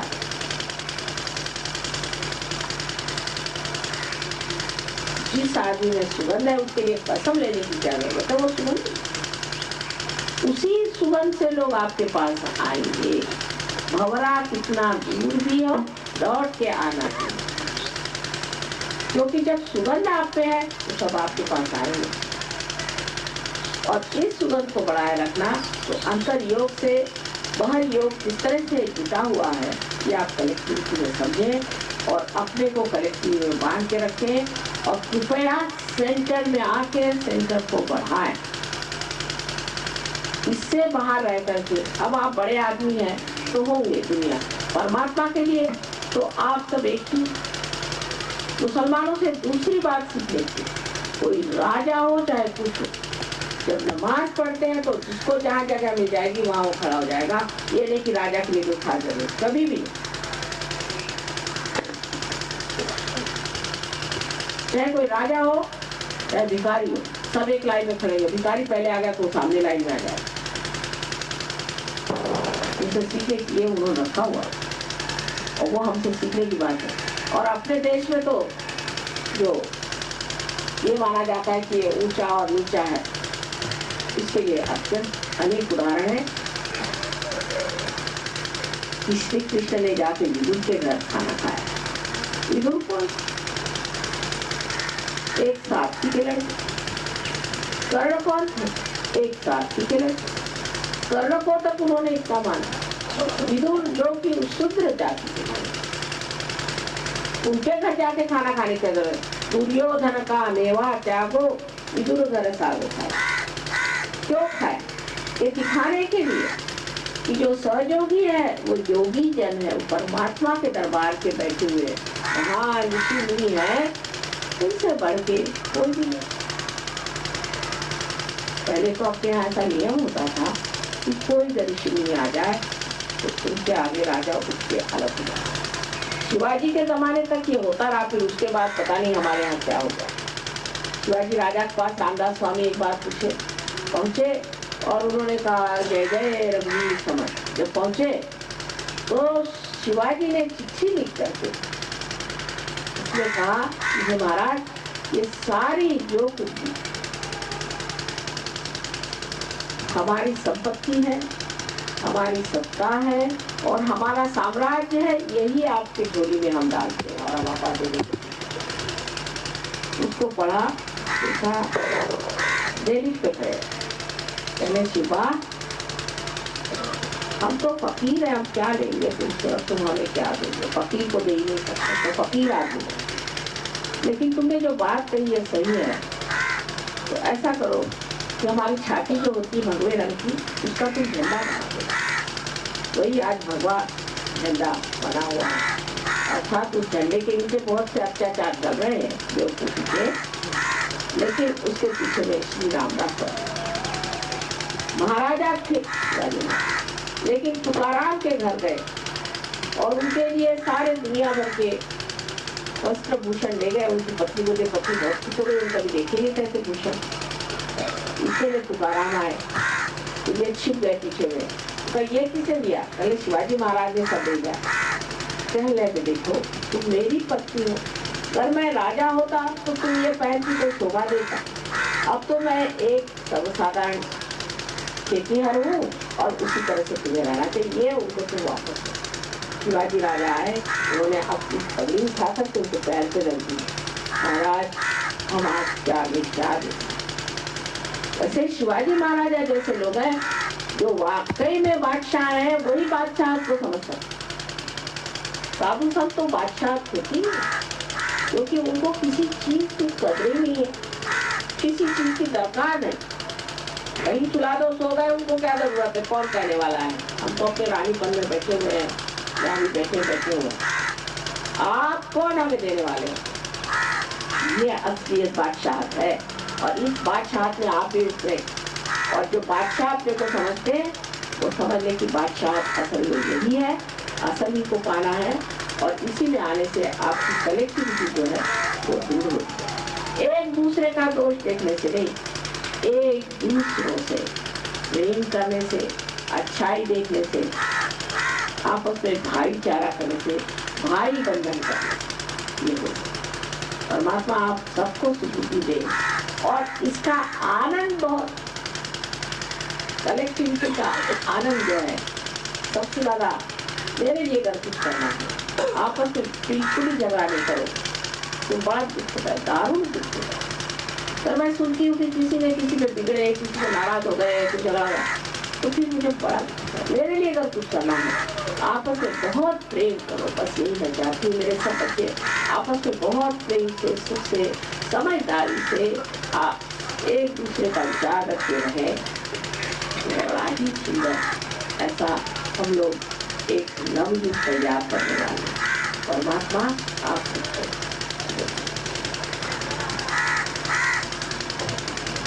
आपको एक प्रश्न हो तो पूछिए, क्योंकि टाइम तो बहुत हो गया आप लोगों का जाने का, बहुत तो 9 हो गया, 9 o'clock आप जाते हैं। अच्छा चलो कोई सवाल हो तो पूछ लीजिए।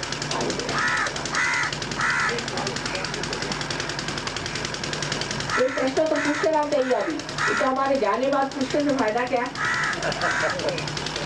उसी के बाद सब होता है। हाँ पूछो पूछो।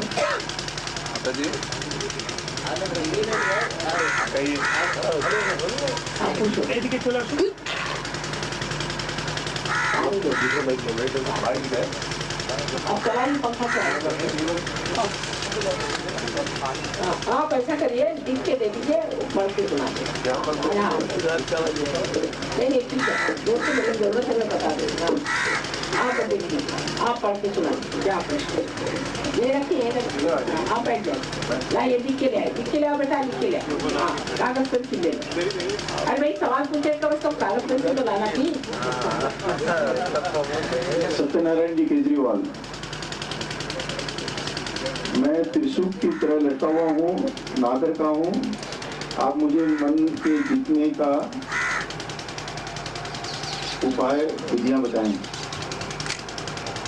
आपको कैसे पता आप लटके हुए हैं? कौन है सत्यनारायण? खड़े हो जाइए, सत्यनारायण जी देखिए। आपने सवाल पूछा था, बैठे ही साहब। इसके बीच में लटके हैं आप। मन के बीच में लटका, मन के बीच में क्या मन के बीच मन के जीतने का उपाय बताइए। उपाय बताइए। मन के बीच में लटके कह रहे हैं। मन जो है हर तरह से भटकाने जाती है। अब भगवान के चरण में ज्यादा पूछता हूँ, पूरा से भटकाने जाती है। अच्छा, आप देखिए, आप ध्यान में कुंडलिनी का जागरण, जो हमारे विचारों पे हम रहते हैं, उससे हट के विलंब पे जो विचारों के बीच में जगह बनी हुई, वहाँ आपका रुकना चाहिए। ये एक स्थिति है, उसका कोई उपाय नहीं है, एक स्थिति है, वो हमारे अंदर आएगी, वो ध्यान धारणा से आ जाएगी। आप ध्यान कैसे करना चाहिए वो सीखिए। सर्वसाधारण तरीके से ऐसा बताएंगे कि आप फोटो हमारा ले सकते, उसमें काली फ्रेम नहीं रखी गई, कंजूर में काला हम नहीं इस्तेमाल करते। उसको आप एक दीप जलाए, चाहे मोमबत्ती जलाए। आजकल तो उसका भी कोई बंधन नहीं है कि आप बढ़िया घी का दीप जलाइए आदि। मोमबत्ती तो सस्ती मिलती है, उसको आप जलाइए।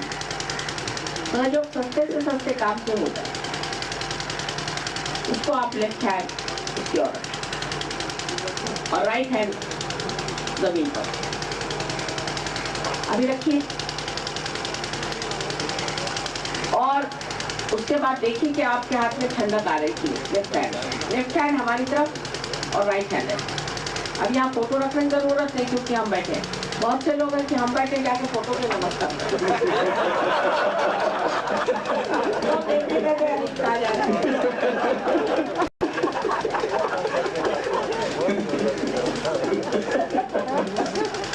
होता है ना, बहुत समझदार लोग हैं ना। तो अब लेफ्ट हैंड हमारे तरफ रखे, राइट हैंड जरूर। राइट हैंड जमीन पे रखने से ये जो माँ है ना, ये सब ठीक है, इसको जरा नमस्कार कर लेते हैं, बहुत बढ़िया चीज है। नमस्कार। अब हाथ रखिए, अब पैरा खींच लो माँ मेरा सब। देखो खसखस कर नीचे जाए।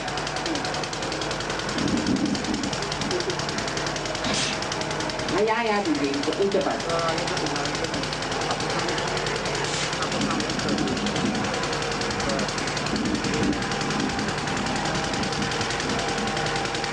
अब देखिए, जा रहे हैं, हाथ में आ रहे हैं, डर नहीं आ रहा, तो लेफ्ट हैंड पे काम करना चाहिए। जहाँ तक हो सके पहले लेफ्ट हैंड में आना चाहिए। धीरे धीरे एक उंगली पे करिए, फिर दूसरी उंगली, फिर तीसरी उंगली, चौथी उंगली, पांचवी उंगली, आधा घंटा बैठिए। जब तक ठंडा नहीं आएगा बैठिए। एक दिन बैठ लीजिए, 2 दिन बैठ लीजिए, धीरे धीरे ठंडा आना शुरू है। उस मोमबत्ती से ठंडा आएगा। उसके बाद लेफ्ट साइड आपकी कैलकुलेटर पे राइट साइड की, इसकी लेफ्ट साइड ठीक है, वो राइट साइड से शुरू करें। तो राइट साइड के लिए थोड़ा सा पानी लिया। एक आजकल प्लास्टिक के बहुत सस्ते मिल जाते हैं, क्या कहते हैं टब, बहुत बड़ा नहीं, छोटा सा, उसमें थोड़ा सा नमक डालिए, पानी ठंडा लीजिए। जाड़े में थोड़ा सा गुनगुना हो, और राइट हैंड जो है उसको फोटो की ओर और लेफ्ट हैंड इस वक्त लाइट नहीं लगाई, क्योंकि राइट साइडेड आदमी के पास में लाइट बहुत ज्यादा होती है, जरूरत से ज्यादा। उसमें सूर्य की नाड़ी चल पड़ी होती है, तो उसको कम करना है। इसे आप चंद्रमा में कर, सूर्य में। चंद्रमा का मंत्र भी आप करें, महाकाली का मंत्र करें राइट साइड, हिमालय का मंत्र करें, और लेफ्ट साइड के लिए आपको गायत्री का मंत्र। लेकिन जब इसमें भी आने लग जाए, अब बहुत लोगों को नीचे से आएगी, लगेगा नीचे से ठंडक आ रही, तो इसका मतलब है कि आप किसी गलत गुरु के पास गए थे, किसी की गलत मान्यता है, वाइब्रेशन तो आ रहे हैं, उसको ऊपर ऐसे उठा लें और माँ हम तुमको ही जानते हैं, ऐसा कहें 3 बार। हम तुमको ही मानते हैं, और तुम ही हमारे गुरु हो। तो कोई ऐसे गुरु से कोई आया हो दोष तो चला जाए, इधर से उठा के इधर ले आए, तुम ही हमारे गुरु हो। हालांकि हम गुरु गुरु कुछ नहीं, तो कहने में क्या है, यहाँ से उठा के इधर ले आए, इससे आपका राइट साइड ठीक हो जाएगा। तो आपको इधर ही कर डाला, इसका कोई अच्छी नहीं लगता, हमारे तो हवा भी आ रही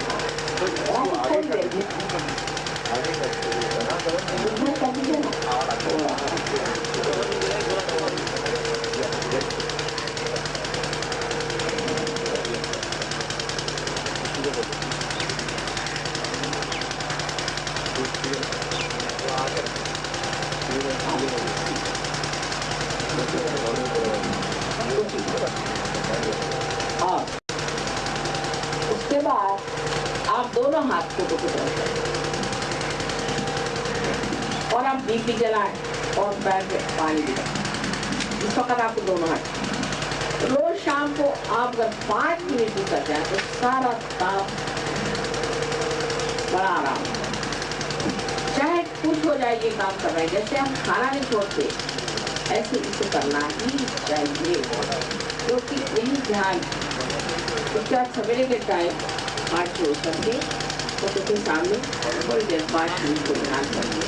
ये कहें कि माँ मुझे आप सामूहिक चेतना में उठाएं, मुझे आप विचार समाधि में। ऐसा कहने से जो जो आप हुक्म करिएगा वो हम करें।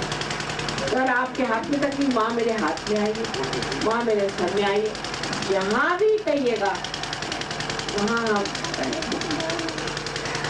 आपके कोई रिश्तेदार बीमार है तो बस कह दीजिए माँ मेरे फलाने रिश्तेदार बीमार है, अच्छे आदमी शरीफ में, आप उनको ठीक करें। जो भी कहना चाहें, आपके हम सेवक हैं। और आपको अगर किसी परेशानी हो रही है उसका नाम यूं ही लिख दीजिए, झूठ। और ऐसे ऐसे बंधन 1, 2 और ये प्यार के बंधन है, प्यार की शक्ति। उस प्यार की शक्ति में ऐसी कमालात है कि जो आदमी आपके ऊपर डंडा लेकर के आने वाला था वो हार लेके आ जाए।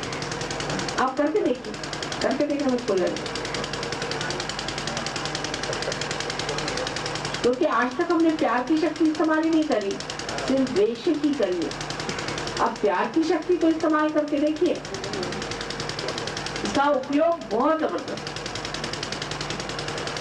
तो बस इस तरह से माँ माँ माँ माँ 3 बार कर लीजिए, माँ माँ माँ माँ, माता जी माता जी माता जी, बस खत्म काम। माता जी ने मान लिया हो। इस तरह से करने से आप ध्यान में प्रवेश, फिर सेंटर में आना ही चाहिए, चाहे कुछ हो। बहाने खोजने के शुरू में आदत लगा दी, जैसे शराब खाने में पहले आदत लगाने में लोग जेल के लिए जाते, जब आदत लग जाती तो शराब खाना नहीं छूटता। ऐसे ही ये जो परमात्मा का देव का दरबार है ये भी नहीं छूटेगा, आपको मजा ही नहीं आएगा। उसके बाद में आपके दोस्त ही बदल जाएंगे, आपकी बातचीत बदल जाएगा, आप सहयोग की बात करें और कोई बात ही नहीं करें, मजा ही नहीं आने वाला। क्योंकि जब अमृत मिल गया तो कौन लंबी बातें छोड़िए, ऐसा लगेगा बेकार बर्बाद अपनी जिंदगी करिए आपने। अब हमारे सब दोस्त बदल गए, सब बदल गए, आपको मजा ही आए और आपके चरित्र से ही लोग प्रभावित होंगे और देखेंगे कि एक मुंह पे इस तरह का ग्लो आ जाता है, आया ही हुआ उसको देखते ही लोग औसत आ जाते हैं। जैसे लंदन जैसे शहर में तो सहयोगी आते हैं एयरपोर्ट पे तो लोग देखते रहते कि इनकी शक्लें कैसी बनी, इतना होगा मुँह साफ चमक, उसमें एक जैसे कि कमल के फूल की जैसी आवाज, जैसा कि ये रंग है ऐसा ही रंग उनके मुँह पे छाया रहता है। सब लोग कहते हैं ये कहाँ से, ये कौन सी चीज आ रही है। आपके व्यक्तित्व से ही लोग प्रभावित होकर जाएंगे और किसी चीज से, और शांत और लोगों जैसे आप भी उलझते रहे तो वो लोग आपको मानेंगे। आप शांत होकर के जाए, देखिए भाई इसमें ऐसी बात है ऐसी। माता जी 4 प्रश्न एक साथ एक दूसरे से रिलेटेड हैं, चारों प्रश्न। अच्छा तो एक ही में बता दीजिए। First time, what shall be our attitude for the rest of the day? whether we shall be able to keep up the consciousness. सवेरे और शाम को चौथा कौन सा यही है? चौथा वाला ये सब एक साथ ही है। Mother, I have been trying to get vibration since you have come here last time, but I am not getting it. I can't practice much because of ill health. What to do? Is the question. How to control the mind? How to proceed with Sahaja Yoga? Is it possible to go for regular practice with some senior Sahaja Yogi? Is there any Sahaja Yoga in Jamshedpur? I am staying in Jamshedpur. You better start. So I can practice better. Jamshedpur में शुरू करो। Unwillingly, many times bad evils thoughts come to my mind. How to get free from those bad thoughts in divine and good thoughts?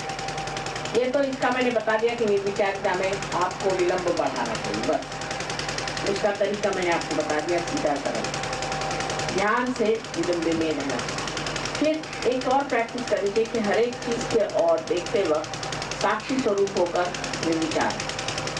जैसे ये हार, अब इसके ऊपर नजर पड़ी तो कोई ये सोचेगा कि भाई ये कहाँ से लाए, इतने पैसे से लाए होंगे, ये किससे लाए होंगे, दुनिया भर के विचार कोई चीज खराब भी आ सकते हैं। और हम क्या करते हैं, हम इसे देखते मान।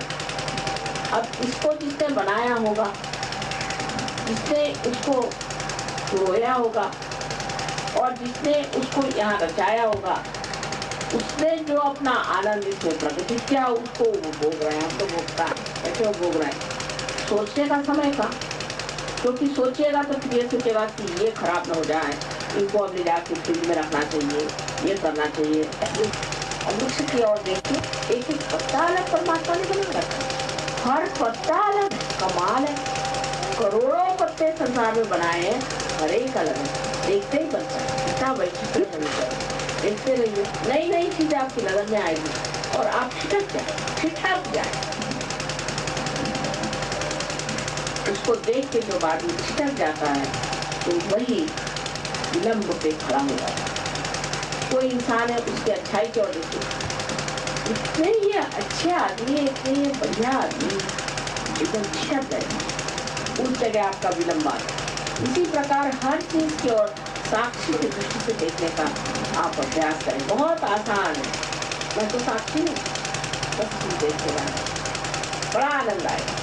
सबसे आनंददायी चीज है मनुष्य, आपको आश्चर्य, सबसे बढ़िया चीज है मनुष्य, सबसे उत्तमोत्तम है मनुष्य। सिर्फ हमारी दृष्टि उनकी तरफ से चलती है, बस सीधे तरह से देखा जाए तो मनुष्य की खूबसूरती दिखाई देती है। और जैसे जैसे आपकी दृष्टि में वो प्रेम आएगा, उस आदमी की खूबसूरती और बढ़ती है। तो हर चीज की ओर अपनी दृष्टि जो है वो एक साक्षी स्वरूप से देखे तो श्री कृष्ण का ही वरदान। अब आपने जितने भी सवाल पूछे मेरे ख्याल से सबका मैंने जवाब दिया। अब ये कि दिन में अगर आपने ध्यान किया और शाम को ध्यान किया तो दिन में कैसी स्थिति रहेगी? तो जिस स्थिति पे आप है वो स्थिति बनी ही रहेगी। आप उस स्थिति के और अपनी नजर रखें, धीरे धीरे आपको आश्चर्य होगा कि स्थिति बन गई है, आप साक्षी स्वरूप हो गए। एक वो स्थिति है, स्टेट है, जैसे कि अब दही है, अब दही से मक्खन बन गया, अब मक्खन से दही थोड़ी बनने वाला है, मक्खन बन गया तो बन गया। ऐसे ही आप मक्खन बन गए, मजा उठाइए। वो स्थिति है, वो स्थिति प्राप्त होते ही वो हो जाता। कैसे क्या करने का सिर्फ ध्यान करें।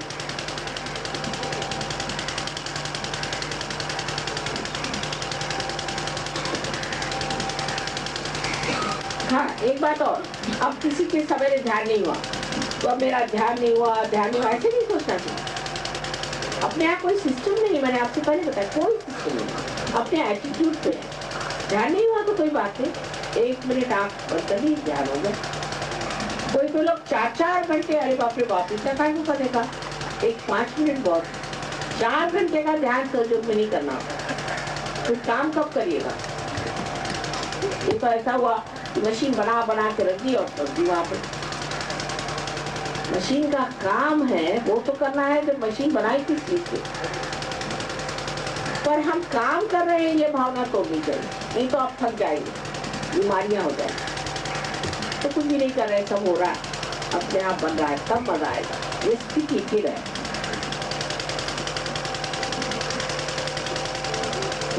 श्री माता जी, you said to say that I am not doshi. When you turn neck, how we suppose to have installed what you have written? Have you written this?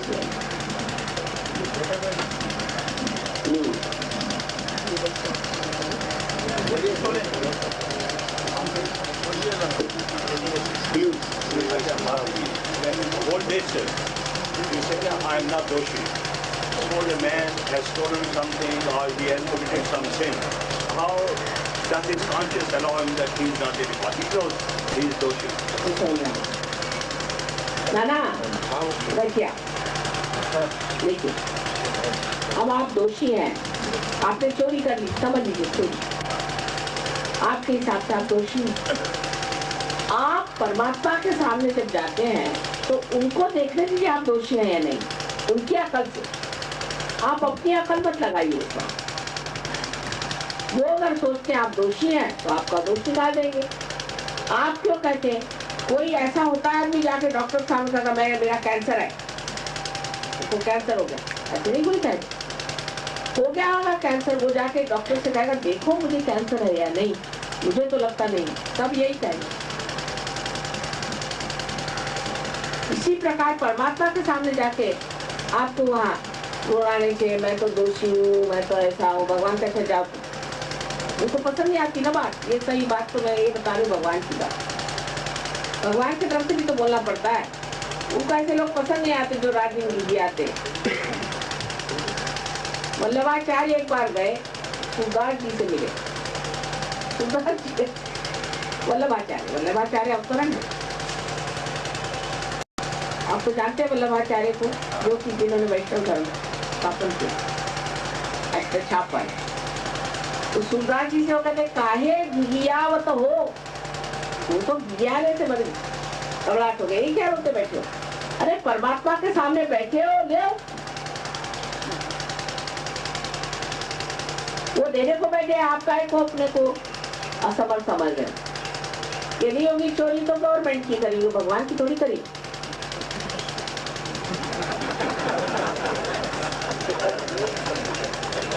भगवान का थोड़ी गवर्नमेंट है।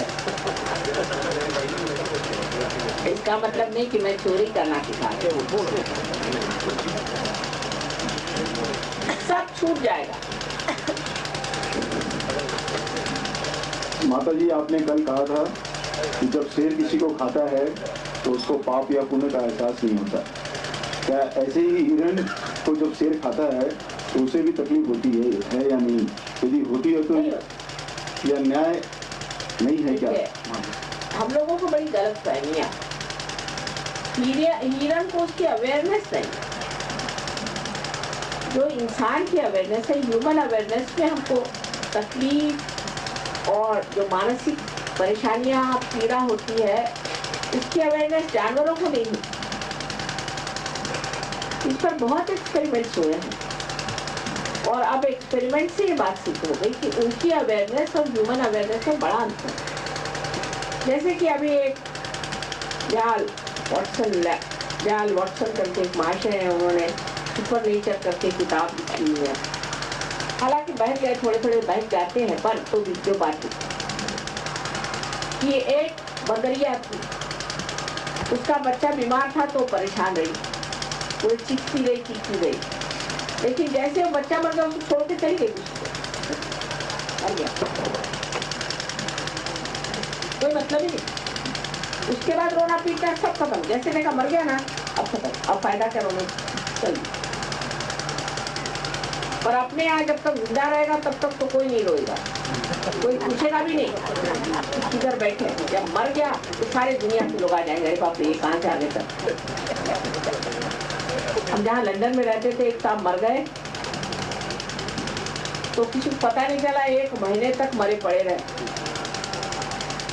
तो उनके यहाँ फिर वो जो दूध वाला जाता तो उसने देखा कि इतनी बोतलें इकट्ठी हो गई है, तो ये मर गया कि क्या, तो खबर करी तो पता हुआ मरे पड़े हुए महीने भर से। लास्ट में जो चिट्ठी डेट लिखी थी उसे 1 महीना हो, उनके बच्चे हैं, बच्चों के बच्चे हैं, उनके पोते हैं। बाद में देखा कि उनका इतना बड़ा कंपाउंड था, सब लोगों से मर गया और सब लोग शोक मनाने लगे। क्या फायदा? तो जानवर की अवेयरनेस और हमारी अवेयरनेस। अब हम हिरन के बारे में बहुत परेशान हैं, पर दूसरा जो पास में इंसान बैठा है उसको नहीं जानते कि उसको हम कितना देते हैं। इंसान को पहले इंसान को देखना चाहिए। जानवर की इतनी परवाह करने की जरूरत क्या भाई? अब तो वो खटमल की भी लोग परवाह करते हैं और मच्छरों को भी बचाना चाहते हैं। भगवान बचाए। मैं क्या इन लोगों को रियलाइजेशन दे सकती हूँ? मैं मुर्गियों को बचा के रखूँ, क्या के लिए मुर्गी को मैं क्या रियलाइजेशन देने वाली हूँ? यहाँ से गवर्नमेंट ऑफ इंडिया ने निकाला कि मगर के वो जो छाल होती है उसको बाहर मत दीजिए, बंद कर दिया। इतनी मगरें हो गई हैं कि अब उनको समझ नहीं आ रहा है कि करे क्या है। इसका जो उपयोग है वो करना। हमको ही ऐसा लगता है कि जानवर को ये महसूस होता है कि हमें काटे डाल रहे हैं, ये बात नहीं। वो जिस लेवल पे चलते हैं वो लेवल और है, हमारा लेवल और है, हमारी चेतना और है। जिस चीज को हम महान समझते हैं जानवर नहीं समझते। अब शेर तो बैठ के सोचता नहीं कि हिरन क्या सोचे, और हिरन को अगर वो मार के खाता है तो ये उसका खाद्य है, वही खाएगा जो भगवान ने कहा है कि तू हिरन ही को खाओ। तो क्या वेजिटेरियन बन सकता है बेचारा शेर? वो क्या करे? वो क्या वेजिटेरियन होगा? उसके घास पत्ती खाएगा? अब वो क्या करे? अब दुर्गा जी को तो सब भूत खाने पड़ते हैं, वो रक्त बीज का खून पीना पड़ा, तो आप कहेंगे कि रक्त बीज का खून क्यों पिया उन्होंने? वो तो वेजिटेरियन नहीं है, तो हो गया काम खत्म। तो क्या आप लोग पीजिएगा? कौन पीने वाला मुझे दिखा है रक्त बीज का खून? बेकार की बातें। हिरन को छोड़िए, आप इंसान को देखिए। सहयोग में इंसान की इज्जत है। इसका मतलब नहीं कि आप सब पक्की मत काट के फिरिए, ये मतलब मुझे बताना पड़ता। लेकिन हिंदुस्तानियों को मैं जरूर कहूंगी कि जो लोग पक्के वेजिटेरियन और प्रोटीन फूड जरूर शुरू करें, हर हालत प्रोटीन खाएं, नहीं तो पैर आपके बैठ जाएंगे। यहाँ देखिए बहुत सी औरतें 50 साल के बाद पैर नहीं उठा सकती। प्रोटीन का खाना बहुत जरूरी है। ये तो मैं बार बार कहूँ, चाहे वेजिटेरियन रहो उसमें कोई हद नहीं, और प्रोटीन जरूर खाएं, नहीं तो पैर आपके कमजोर हो जाएंगे, अंजाइना की बीमारी हो जाएगी, हृदय की तकलीफ हो जाएगी, सारे मसल्स कमजोर पड़ जाएंगे। आपको कौन सी बीमारी? पार्किंसंस, मलाई की जितने भी मस्कुलर प्रॉब्लम्स हैं सारे खड़े हो जाए। और जो लोग बहुत ज्यादा खाते हैं फॉरेन वगैरह में, उनसे मैं कहती हूँ आप वेजिटेरियन हो, बैलेंस की। प्रोटीन बहुत जरूरी खाना है। मैं आपसे फिर से बता रही हूँ, जो वेजिटेरियन लोग हैं अपने खाने में प्रोटीन ही खाएं, इसी की तरह से खाएं जो उनको बनता है। लेकिन स्वाद का तो बड़ा शौक है। वेजिटेरियन है लेकिन स्वाद होना चाहिए।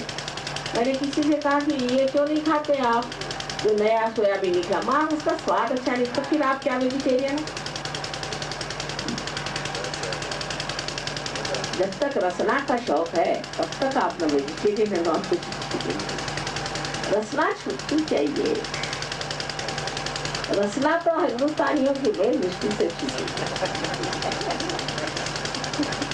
See Mataji, please I wish to know Mataji teaching on fasting. Oh, no fasting at all. See, when you want to torture me, you can fast. This is how we torture our mother. When we are angry with her, we say, all right, I am angry with you, I will not eat my food. Finish. That mother is finished. No fasting allowed. Insajo.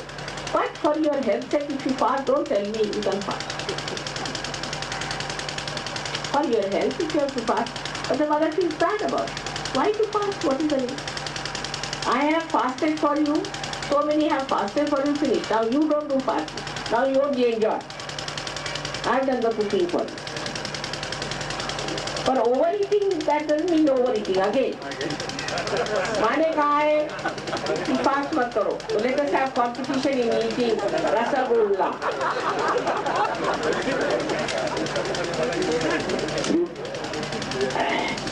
Shri Mata जी, क्रोध को जीतने का उपाय बताएं. क्या?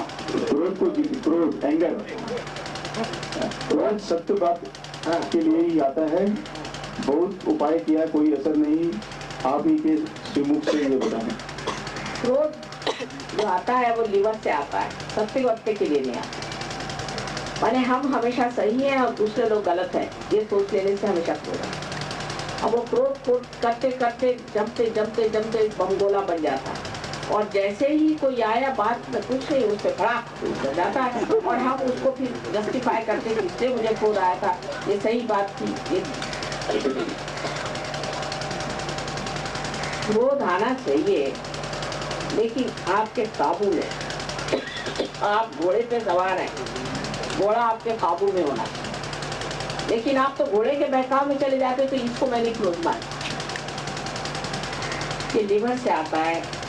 उसका इलाज ये है कि थोड़ा बर्फ लेके लिवर पे रोज घसीए, उससे बहुत लाभ हो जाएगा. एक तो गर्मी कम हो जाएगी. तलवे में बर्फ रगड़ी, यहाँ यहाँ पर बर्फ हो गई लिवर पे, और राइट हैंड फोटो की तरफ, लेफ्ट हैंड ऐसे, और बर्फ के पानी में इससे ठंडक आ जाएगी. ठंडक आने से क्रोध कम. ये सब लिवर की खराबी से होता है. जिस आदमी का लिवर खराब होता है उसके पास जब जाना हो तो एक साथ में डंडा लेके जाना, और ऐसा आदमी जब सो रहा हो तो उसको जगाना नहीं, कभी भी नहीं. उठ के 2-4 मार देता.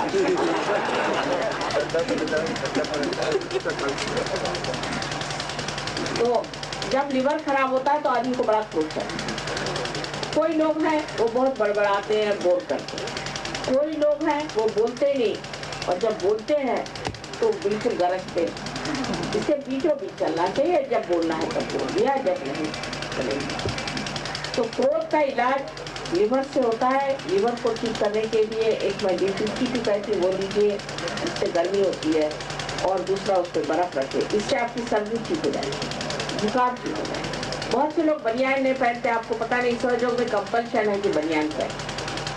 इसको में 5 चीजों का कंपल्शन है. सहयोग में सिर्फ बनियान हर एक आदमी को पहनना, तो उससे सर्दी पकड़ जाती है सीने में, उससे गर्मी हो जाती है, उससे भी लिवर खराब होता है.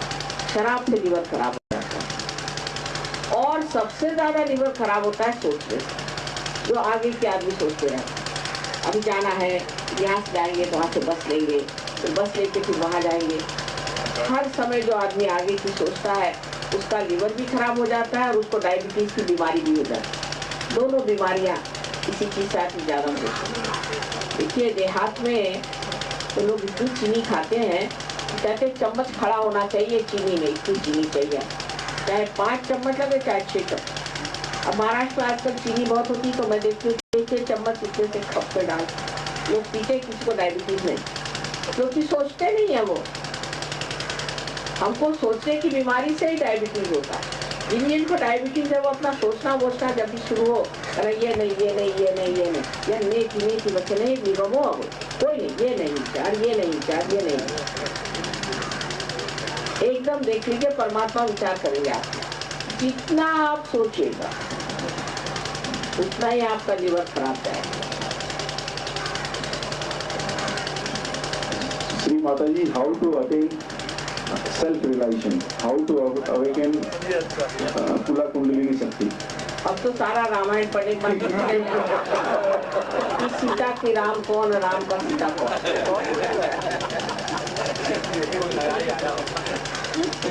उनका लिंग विचार भी नहीं रहा. श्री माता जी, क्या सहयोग सही करने से सब बीमारियां दूर हो जाती है और डॉक्टर के पास जाने की जरूरत नहीं है? ना, कोई जरूरत नहीं. लेकिन ये नहीं, कुछ बीमारियां ऐसी होती, जैसे मैंने कहा कैटरैक्ट है. जो कोई चीज मर गई है उसको तो निकालना पड़ता है, उसको भी डॉक्टर के पास जाए, बहुत सी चीजों के लिए जाना चाहिए, पर डॉक्टर का सवाल ही नहीं उठता। और आप सहयोग करके आपको बीमारी नहीं होगी तो डॉक्टर का सवाल क्यों उठेगा? क्या आपको डॉक्टरों का भी विचार हिरणों जैसा आ गया? ये लोग भूखे मर जाएंगे, ये नहीं मरने वाले।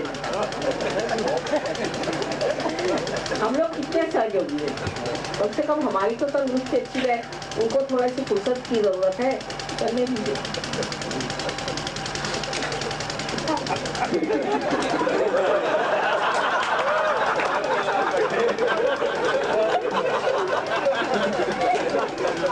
डॉक्टर तलवार बैठे हैं, तलवार नर्सिंग होम से अपनी फिक्र कर रहे हैं। एक बात बताएं पते, एक किताब छापी थी भृगु मुनि ने, एक तो उन्होंने भृगु संहिता लिखी है और एक और उन्होंने किताब छापी। उस किताब में उन्होंने साफ साफ लिखा कि ऐसा समय आएगा जब परम चैतन्य स्वयं अवतरण लेगा, और जब परम चैतन्य का अवतरण आएगा तब सबकी कुंडलिनी सहज में जागरूक हो जाएगी। उसका नाम है नाड़ी ग्रंथ, उस किताब का नाम है नाड़ी ग्रंथ। आपको संस्कृत में कहीं मिल जाए तो देखिए, लेकिन उसका मराठी भाषांतर मैंने लिखा है, और एकदम सहज में ही लोगों को कुंडलिनी जागरूक हो जाएगी। और उसमें ये भी लिखा है कि कोई रुग्णालय की जगह नहीं रहेगी, माने ये कि कोई अस्पताल की जरूरत नहीं है उन लोगों को।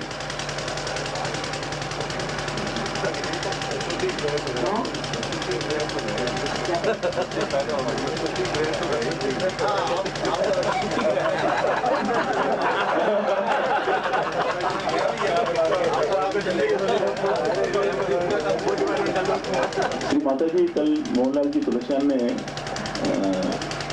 आपकी अनुमति के लिए कहा है कि जो कैंप ये 15 तारीख तक है वो 7 विषय पर है, उसकी चर्चा के लिए अगर आप अनुमति दें तो 16-17 तारीख को एक्सटेंड कर दें। जरूर जरूर करिए, आप लोग मजा आ रहा है तो क्यों मैं मना करूँ? जरूर करिए। So this is an announcement. This camp will be extended till 17.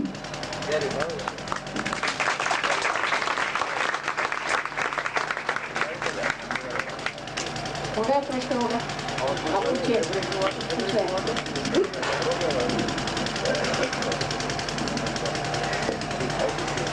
Anybody has brought anything? Salt, water, everything? So I think we should make. एक ले लीजिए एक सबको ले लीजिए, और आपको लाइट अलग अलग मेरे पास दे दीजिए, बैठ जाइए। सॉल कर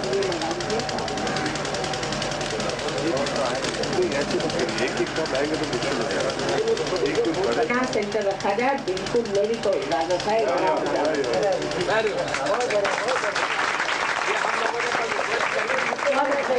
हम लोग जो रहते हैं उनके लिए बहुत सुविधाजनक है। तो माता जी से इजाजत हो जाएगी, रविवार के रविवार यहाँ पर हो जाए। ठीक है, फिर यहाँ से मार्केट में बात पहुँच जाएगी। कृपया ध्यान दीजिए, जो भाई बहन नमक या चीनी या पानी लेके आए हैं वो एक बड़े से किसी चीज में अगर इकट्ठा कर दें तो माँ एक ही टाइम पे सबको वाइब्रेट कर रही है, और आके एक एक करके इनको हैंड आउट कर दीजिए ताकि वो रख देंगे माँ के साथ, और फिर अपने स्थान पे बैठ जाइए।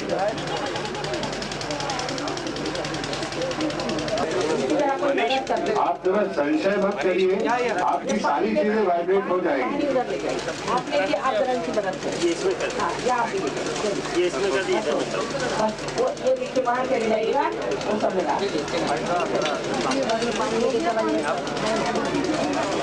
उधर जाइए, उधर पानी वाली सब उधर ये जो है यहाँ से सब उठा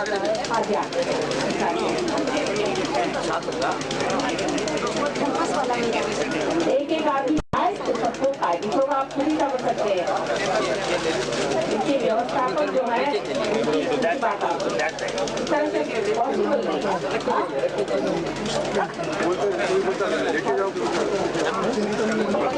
ऑडियो रिकॉर्डिंग भाई क्यों करते हो? परमात्मा को पाओ, ये सब गलत बात है कि आपके हाथ में थोड़ी आप आई चलो वो तुलसीदास जी हो, मुझे मालूम है उनको कैसे करोगे मत कौन है? देखिए, जिस भाई बहन ने यहाँ पर अपना सामान रखा है वो उठाकर वहाँ पर क्यों लगा ले। वहाँ पर माँ ने वाइब्रेटेड चीजें दे दी हैं। You got all your vibrated. तो राजेश की माँ तो वही तो क्या काम में है थोड़ा सा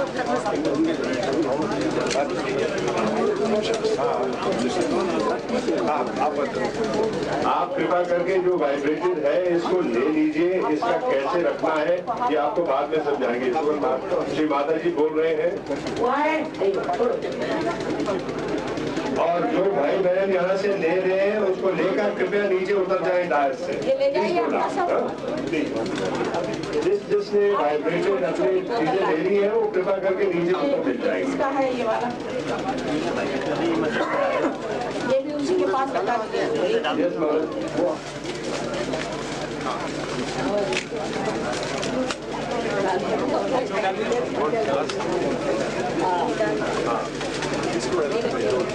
घर वाले को ले लेंगे। कौन सा यार सहज में रहिए। क्या करें।